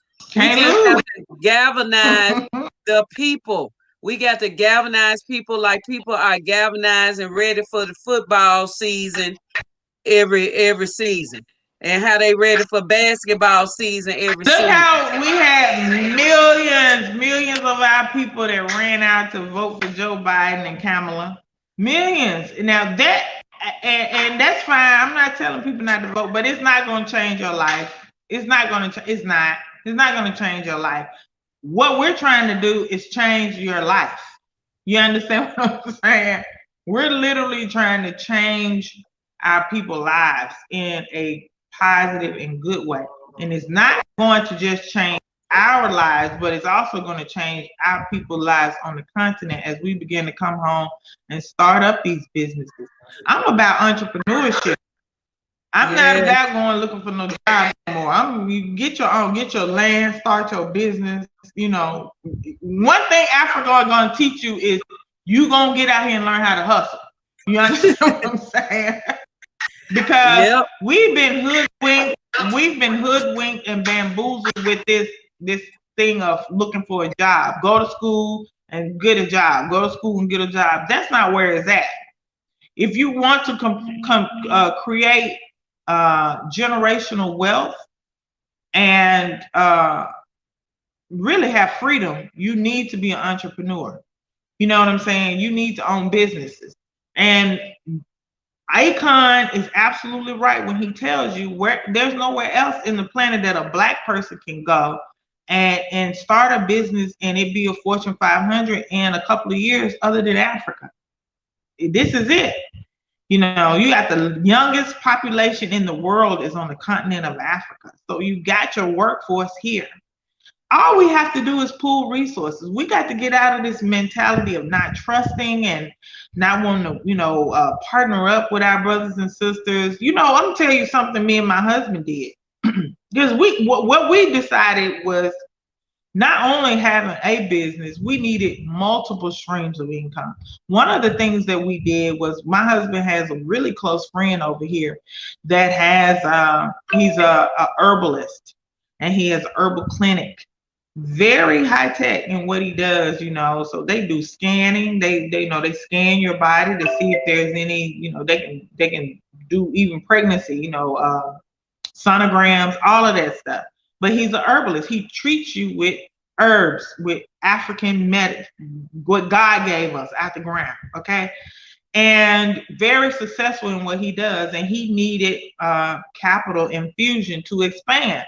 So my husband, we said, okay, send us the book, because it's, he's his friend, but we still needed to go about it very, from a business perspective. So send us copies of the ledgers of the books. Let us see what's coming in, what's going out, what's going on. And we was like, man, this is a good opportunity for us. So we infused that capital that he needed into that business for 1% ownership in it. And so now that's just another stream of income that we have coming in that we don't have to do anything. Every month our money gets deposited in our account like clockwork. That's a stream. Even if my husband did send me another dime, even if I didn't work, I have that money coming into my account every month. You see what I'm saying? So, of course. So, and there are a lot of people here that have businesses. All they need is a partner to come with some capital so that they can, expand it, do what they need to do. I'm going to say, be careful. Don't just jump up and go with any old body. You know what I mean? That business that we entered into was based on a prior relationship that my husband had. Relationships are a big thing here. Having, personal relationships with people. Just about anything you want to get done over here is going to be really based on you having relationships with people. Don't come over here and isolate yourself. You have to integrate yourself. When you come and you go and you sign a lease or you go buy some land, go introduce yourself to the chief. There's a chief. No matter where you buy land, there's a chief over that land. And you need to go introduce yourself and say hello and take some snaps and put a little something in the envelope and say, I'm here. This is my name and this is my family and we are here. That goes a long way for you. you know, for the person that's coming. You know what I'm saying? And make relationships with those women in the local markets, and you know, and those women that those people that are selling the key, no, they have the little kiosk and they selling the little food stuffs, and you know, because you know you can literally get stuff on credit with those people when you have relationships. Say your money is tight, those people will give you food, and you don't have to come with money until you get some money. That's the type of shit they do over here. You understand what I'm saying? So the relationships are important. I preach the relationship all the time. Integrate, integrate, integrate. And it's good that you said that and reiterated that point as well. And I want us to go over a few questions before we get out of here, because we had some people that had some questions.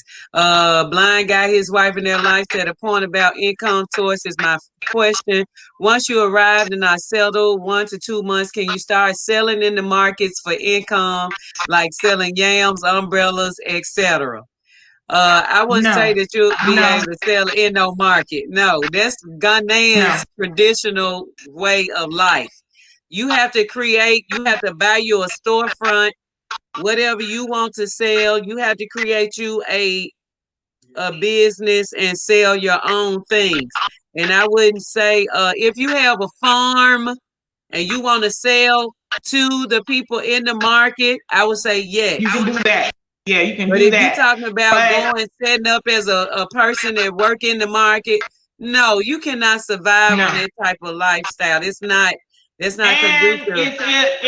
it's against It's against the law. the you can't do it, because you have to understand there are certain things that, just like a beauty shop, power and them got beauty barbershop. They can't just come over here and open a beauty barbershop.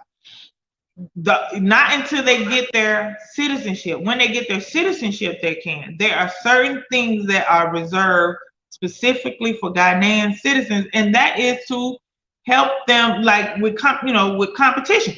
Now, that's not something new.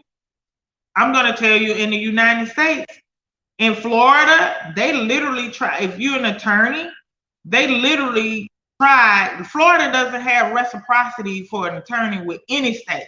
If you want to practice law in Florida, I don't care if you're 99 years old and you've been practicing for 75 years, you got to take the bar. I'm telling you, you got to come to Florida. You got to sit and take the bar because they are preserving that for Floridians. You understand what I'm saying? And so they are trying to keep down competition. So and that's the same thing that they're doing for Ghanaian citizens. There are certain things, like you can't just go get a taxi.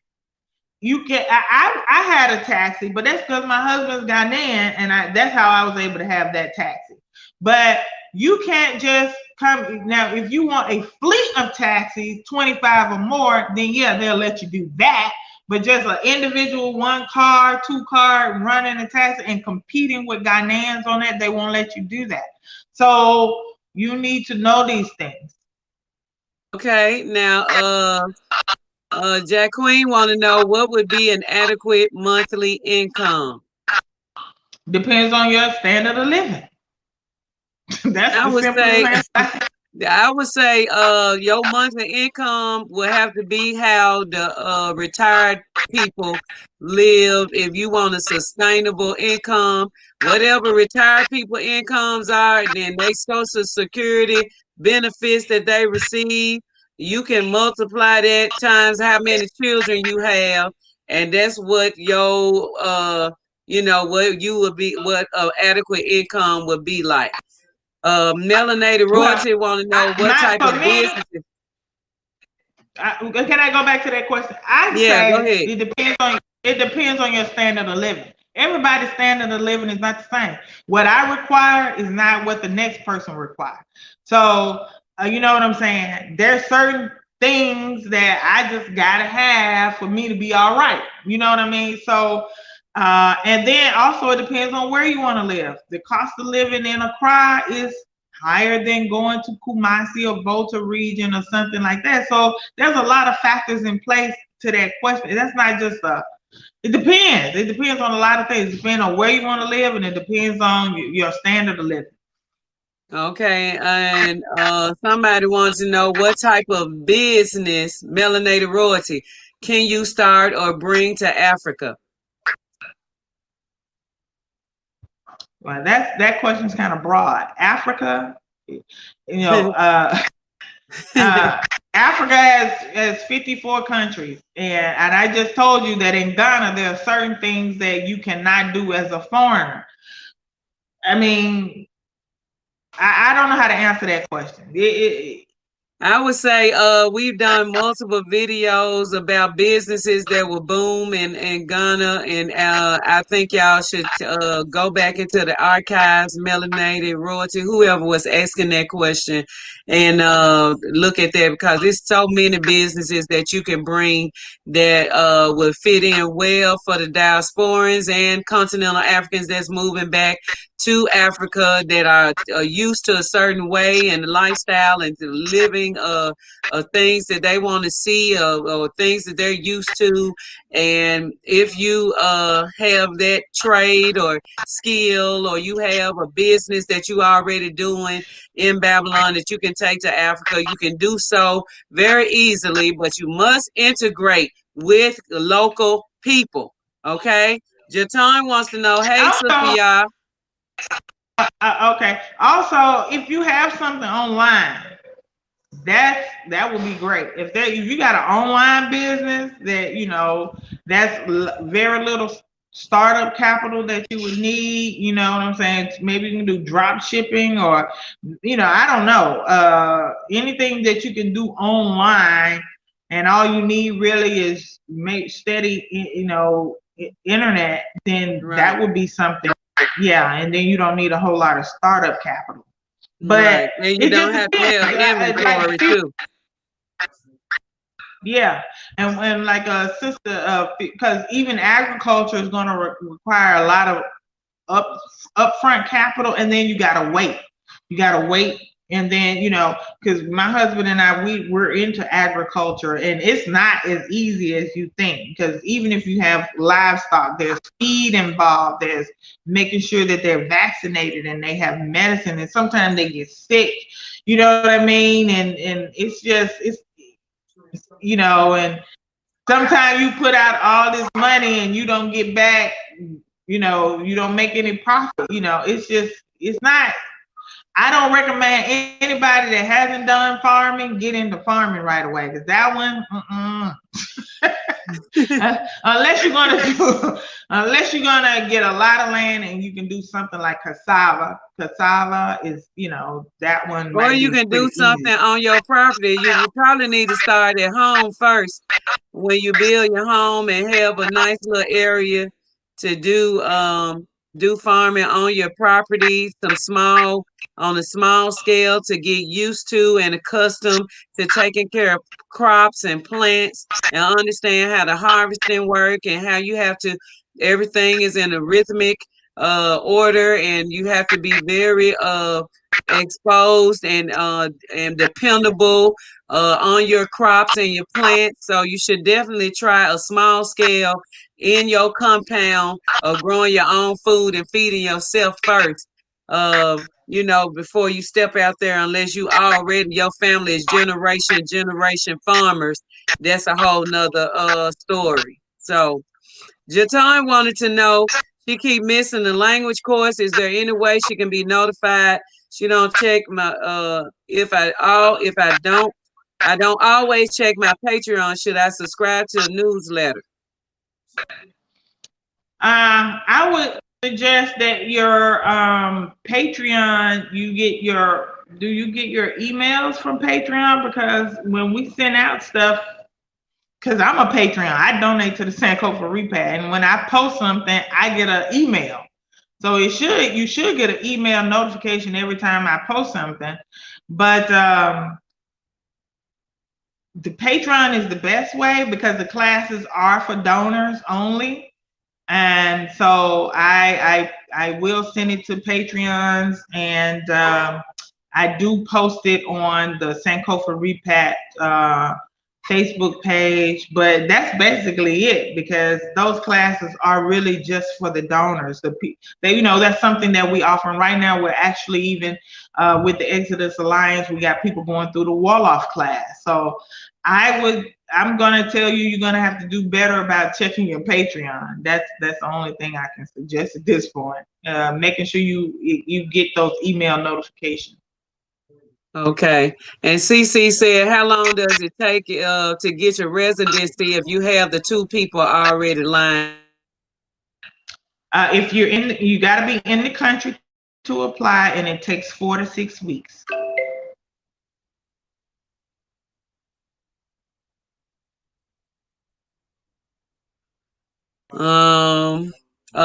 Keisha was just talking about we gone extensively over the visa thing, which we have many times.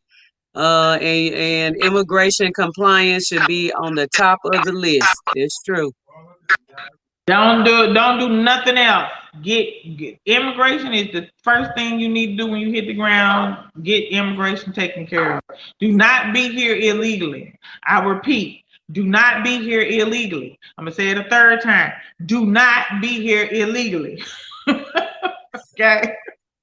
Corby said, I'll be in Ghana in less than 30 days, not permanently yet. Do you recommend I set all those business things up at that time, or only when I come back for good? No, you can set up if you got some business opportunities and something that you can go ahead and start doing you can start reaping some benefit. Do it. Absolutely. Yes. Somebody was commenting, it's easier to get through life when you couple with the right one, and it makes it easier to be around married couples so people don't think you're trying to go for their spouse just because you're single. I don't have those problems. One, my husband is not looking at nobody, whether they're single or married. I don't have those problems. Yes. Blind guy, his wife in their life said, if we have disability, can we keep it if we repatriate, or do we need to travel back and forth asking for a friend? No, there are people here that receive disability checks. One, you can keep your bank account open. Listen, if you want to keep your bank account open in the United States, just let your bank know that you're going to be in Ghana or wherever, so that they don't cancel your card, because they may think fraud.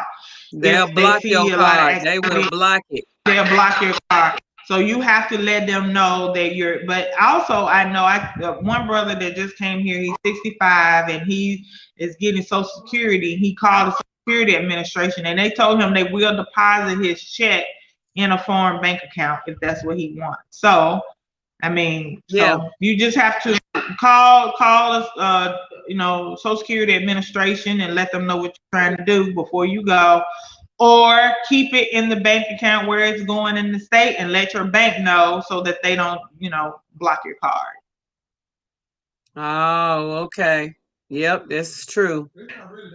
Okay, don't you need a local business partner? Yeah, in some instances, most instances you do. And it makes your way more easier if you do. What you got to say about that, y'all? Depends on what you want to do. It's not necessary, but like you said, it depends on what you want to do. If you want to have a beauty shop, yes, get you a local beautician. You understand what I'm saying? You don't do it if you want to have a barber shop, get you a local barber and let that be your business partner. You know what I'm saying? So it just depends on what you want to do, but you don't have to. No, just for any business, do you need a local business partner? No, you don't. You don't have to. When you're registering your company, the fees are going to be less if you have a director who is a Ghanaian, but you don't have to. You can pay the higher fees and don't have a Ghanaian as a director. That's right. Blind guy, his wife, their life said, let's say you're a swim expert and want to connect water safety programs from one region to another. Are there public pools in Ghana so that if we make relationships, then Ghanaians may help direct us? It's not necessarily public pools. There are businesses that have pools, like a lot of hotels. Hotel. Yeah, but you would have to partner with those hotels to be able to do those Yeah. water safety programs.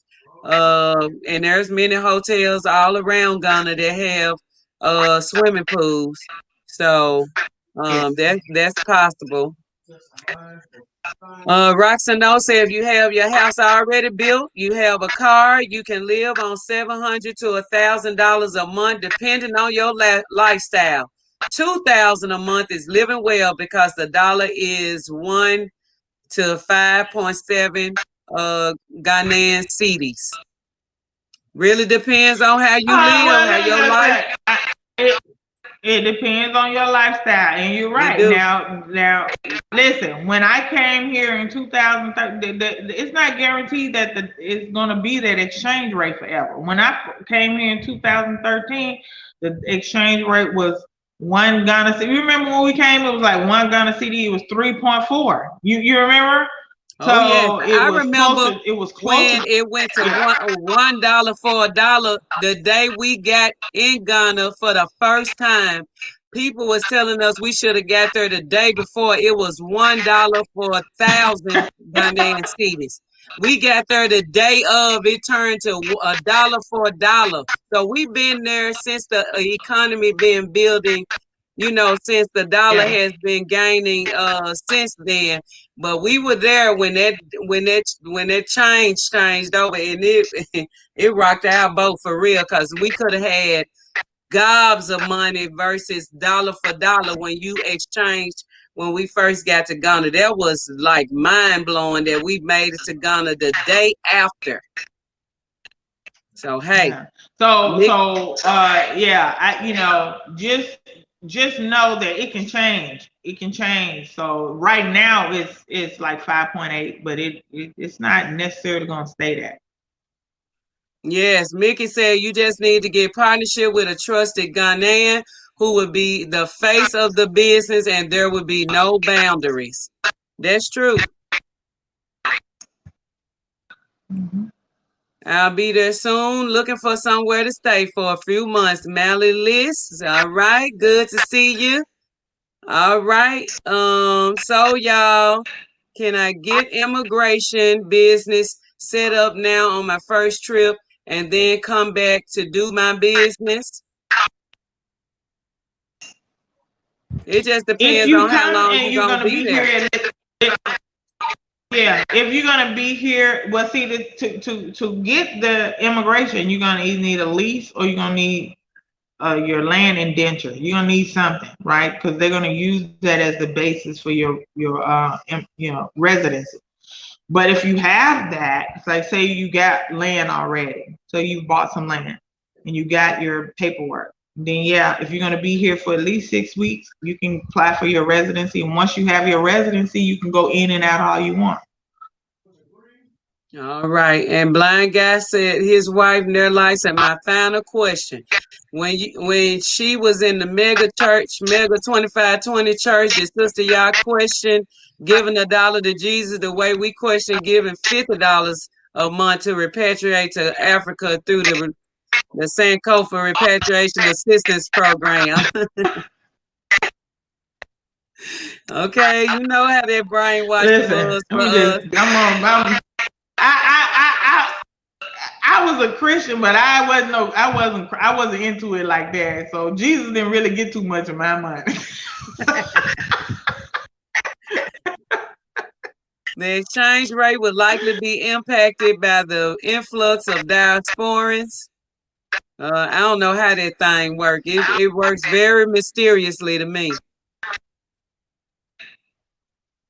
Yes. That So all all right. has to do with central banks and inflation and all that. It's a lot going on with that. So Yes. All right. Stephanie said I'm leaving Thursday. My kids are ready. I'm ready. Praying for a safe trip. Gonna bound. Congratulations, Stephanie. Yes, and safe Paul trip. said, greetings and blessings, LMBLIG family. If I'm going to have a business there in Ghana, would it be costly to register the business? I haven't found it costly to register a business, but you're gonna, you know, if you have a Ghanaian with you, and it depends on the type of business, it's gonna cost you roughly. I'm giving you roughly. If you got at least one Ghanaian to be a director, and the equivalent of about $200. It's not very expensive. Yes. All right. Well, we want to end right now. I want to thank my sister, and I'll bring her back at a later date because we're going to organize with her with the Sankofa Repatriation Assistance Program. Y'all give everybody your information and tell them how to contact you, and I'm going to post it up as you said. Okay. So if you want to contact me by email, it's admin@sankofarepat.com. That's admin@sankofarepat.com. The website is sankofarepat.com. And on there is 2 links to click to donate. One will take you to our Patreon, and the other one is the donor box. Please tell everybody you know. This is important.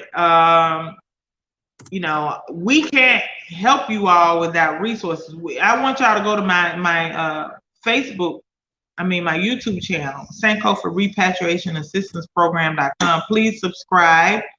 I post, vital information there as well. And we just recently, this past, what was it, 7th, Tuesday?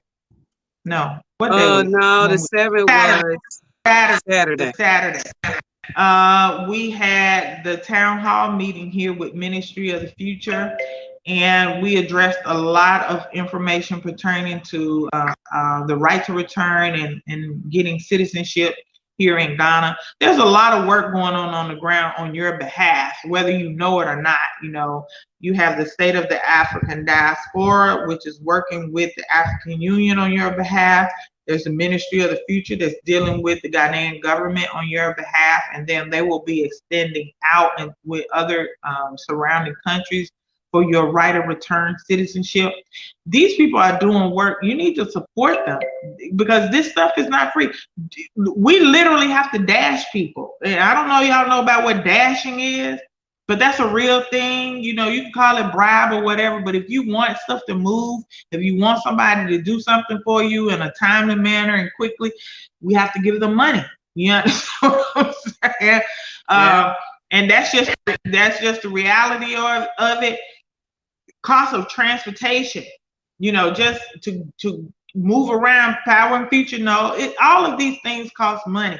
People want citizenship, people want all these services they want, but they don't want to support. And so I don't know how to reconcile those two things. If you want people on the ground to do this work for you, you're gonna have to support them. That's the reality of it. It's the truth. It's the truth. We give out everything to this cause. We know that this is our purpose. We know we're supposed to be doing this because we have been led by our Creator and the ancestors to do so. And like we are raising money for this Otawater fund. We've had many people that say, how can we help? What can we do? What can we do to change things that's on the continent? What can we do to save ourselves? Well, you got 2 big causes right here, the Sankofa Repatriation Assistance Program and our water initiative, the Out of Thin Air Water Initiative, through this organization with Mr. Moses West and the Moses West Foundation, with these machines that create water out of thin air that you can run by solar, by generator, that all you got to do is set it up and it creates gallons upon gallons of clean, fresh, clean water every day. And we will solve the problem of the water crisis right away. These are 2 big things that we can do right now to support ourselves and support our own. Y'all, please give, please donate, please go to Sankofa Repatriation Assistance Program. Start your $12 up at one time And if you can give more, give more. But we just need to be using these little bitty things that we can be doing. We done solved the problem to get people that can't afford it, that need a business stifling, need a place to stay, need your hand held through the Friends on the Ground Repatriation Assistance Program. We solving the problem about water. We building houses. We buying land. We getting land. We making farms. We got poultry farms, fish farms, all of this stuff that we're doing on ourselves, but we cannot do it without the help of the people. And it's just something small. Nobody's asking for a whole lot. But we do. When we ask, we need. Well, these things, these are the steps that we need. This is what Marcus Garvey had. He had millions upon millions of people, no internet, no nothing, mailing, sending information hand in hand, people working on the ground from the Caribbean, from the US, all the way to the motherland, all of Europe, everywhere. Yeah. We was in Europe, he sure did. We don't have to reinvent the wheel. We just gotta do what they did. We can sit around and complain till the cows come home about what these people doing, but until we stand up and help ourselves, really, we got to help ourselves. That's the way I look at it. So, and it was something else I wanted to tell you. Brought up, sis. It just slipped my mind, but it'll come back to me. Keep talking. I was going to bring a point on something you just said, but yeah, absolutely. So if you all these things that we've been doing already, all of us have been working our butt off.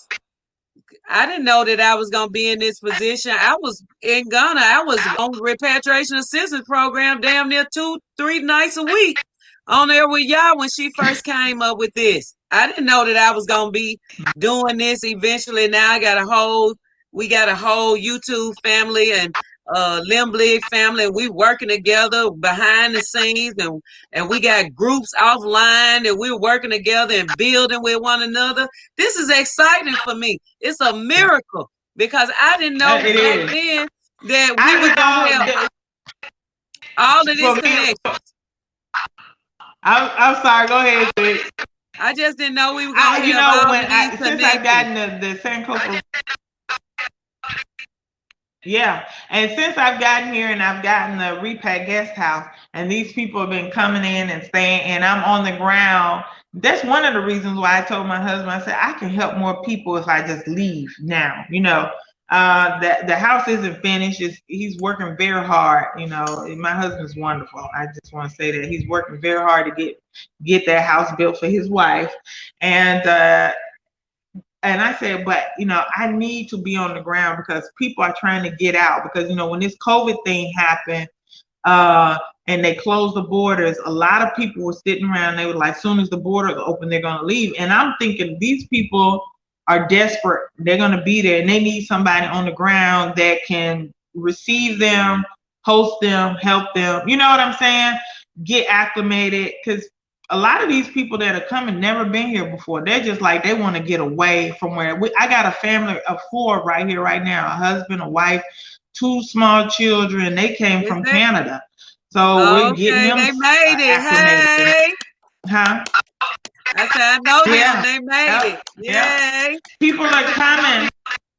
Yeah. So I came, I wanted to leave, but I came more so I could be a resource for people on the ground. That's it. This is the thing that I keep trying to tell people. I don't need Sankofa Repatriation Assistance Program to be in Ghana. And Future doesn't need Sankofa Repatriation to be in Ghana. We don't need this. So it's not for us. You understand what I'm saying? This is for the people who literally need it. So, and because we do love something, y'all, that you said that, because when I first came to Ghana, I wish that there was something available for us like what we have available for so many. Absolutely. That's the absolute truth. Absolutely. It's true. I mean, I wish there was something when I came back in 2013, and I created this because I said, there are people that have been here 30, 40 years and they haven't put anything in place to receive people and help people.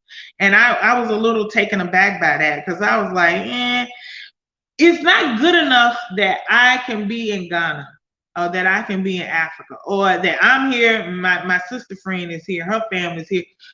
What about all those people who have been economically oppressed for 400 years and they don't have the resources to just come here like you and I do? So how are they going to get here? Their ancestors didn't ask to be taken away either. And now here they are 400 years later and they're saying, we don't want to be here. We want to go home. And there's nothing in place to help people go home. And I don't like that. So my thing is, we can't expect the people who took us out to help us get home. And unfortunately, our brothers and sisters on the continent are not going to be the ones that help us get home. If we want to come home, we got to help ourselves. And so that's what you know, our organizations, mine, yours, and a few others are trying to do. We're saying, let's help ourselves. And we can help ourselves. We don't have to wait for anybody. All we have to do is do like Marcus Garvey. Marcus Garvey told us what to do. He showed us what to do. So there is no reason why, you know, there's no excuse. We have the blueprint. The blueprint is put your little pennies together and let's organize ourselves and start moving people out. That's it. But it's so funny that we've Marcus Garvey, those extraordinary ancestor that I want to just bring his name into fruition, because Marcus Garvey had the Back to Africa movement, but he was never able to make it home to the continent. Okay? And here we are, able bodies, and we still don't understand the importance for us to make it back home. He was trying to get back home. He had some issue when he tried to get permission from Haile Selassie to come to Ethiopia. That didn't work out for some reason, but he knew the importance. He was able to prepare several vessels for us to get home, sabotage, but he did it. And people supported it. Millions of people supported it. And all we got to do, we got the numbers of people, and we just need $1. Yeah. That's it. Everybody got to come to the decision to do the right thing. All I'm trying to do, listen, I feel like this is my calling, like you said before. This is my mission. This is what the ancestors want me to do, is to help my people get home. And I'm waiting for that day that I can be at the airport and get that first family here and put them up in housing and provide and get them that business started. If I die the next day, then I know I have done something, that I got somebody back over. You understand what I'm saying? If I get one family over here and get them set up and I croak the next day, I think I will be okay. I will meet Marcus, Honorable Marcus Garvey, peace be upon him. I'll meet him here and I said, I did it. I at least got one family. You understand what I'm saying? Yes.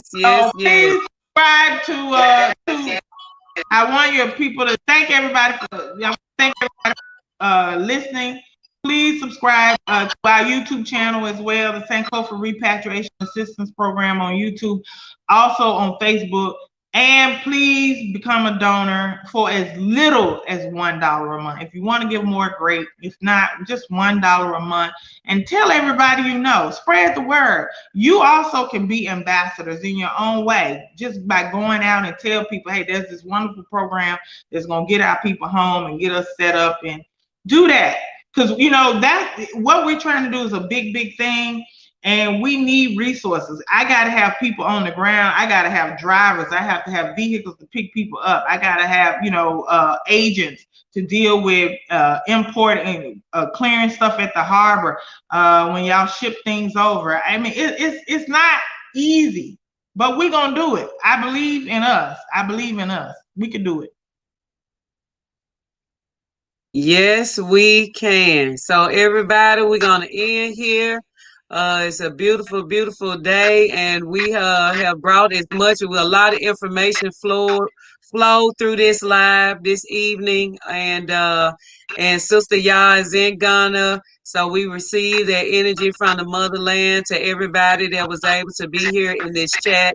And know that you deserve, this is your birthright to go back home. And we want to organize together on all levels to bring our families home, to bring ourselves home. Even the ones that can't afford it don't deserve to stay just because they can't afford it. But if we invest in the Sankofa Repatriation Assistance Program, we can make it happen for so many of us that need to go home. So y'all dedicate yourselves to something right now. Let's be loyal to the Sankofa Repatriation Assistance Program.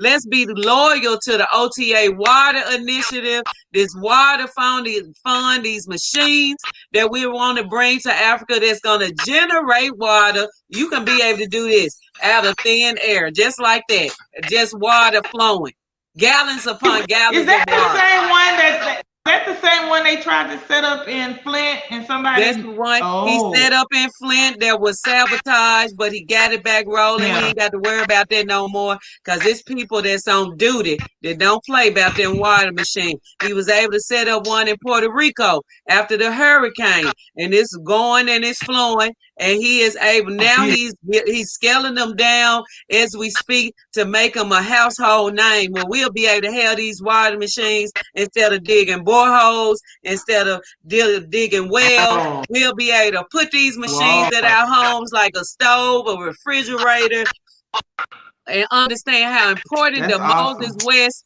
machines will be in our lives. We just got to think big and accept this. We genius. The African mind is, we are geniuses, honestly. We really are. You know what I'm saying? We really are. We got to protect that brother too, honestly. Yes, we do. And yeah, you got to go back and watch. We've been having interviews with him almost every week, but he's a dynamic brother. You'll love him, and he'll be back on this week because he'll be at his plant where he actually builds the machines, and he's going to show us inside out how these machines work, and we are going to be trained technicians to take care of the machines once we get the machines in Ghana. Okay, we're gonna start in Ghana. Okay. And I told him you ain't got to worry about people. We all ready to be representatives to sell the water machines like people sell Mary Kay, All May, and all them other names. You gotta put me on, sis. Put me on. I will. Yes, I will do it. So y'all, thank y'all so much for being with us today. It's a beautiful collaboration with my sister. I will bring her back more often to give you more information and to talk about the Sankofa Repatriation Assistance Program so that we can get on board like we supposed to and support the cause, as well as collaborate and get the word out and create marketing strategies, marketing forms of different forms to put it in people's hands to get people to understand this the only credit card we need, and it needs to say Sankofa Repatriation Assistance Program. I ain't playing. Yeah, and listen, and I want y'all to know, listen, any of you that have any ideas of how we can, push this and get our people on board to support it, reach out to me. I'm open. I don't have all the answers. I tell people all the time, it's our program. It's for all of us. So if you have to take ownership of this program. So if you feel like you have some ideas you want to share with me on how we can push it, how we can promote it, how we can get people on board, we got any marketing strategies, please contact Sister Future or myself and let me know. For sure. Oh, yes. So, y'all, we're going to end here. We had a great time, and I'll bring Sister Yaa back because everybody was so excited and just talking, and so much conversation is going on in the chat. Evidently, with the point got across, and a lot of people said they subscribed, and we want to come together, and we might have to, we might have to go ahead and start another streamathon. I know you did one, but we might need to do this monthly and get as many organizations involved. We got LMBLIG, Sankofa Repatriation Assistance Program, and anybody else that's an organization that know people that want to get involved and understanding how we got to support this program to get us home and get us started in business where we ain't got to have no questions. Let's go ahead and do it, family. We can do this. We got so much in store for us. We just have to understand our value as a people. We are powerful, and all we need is unity.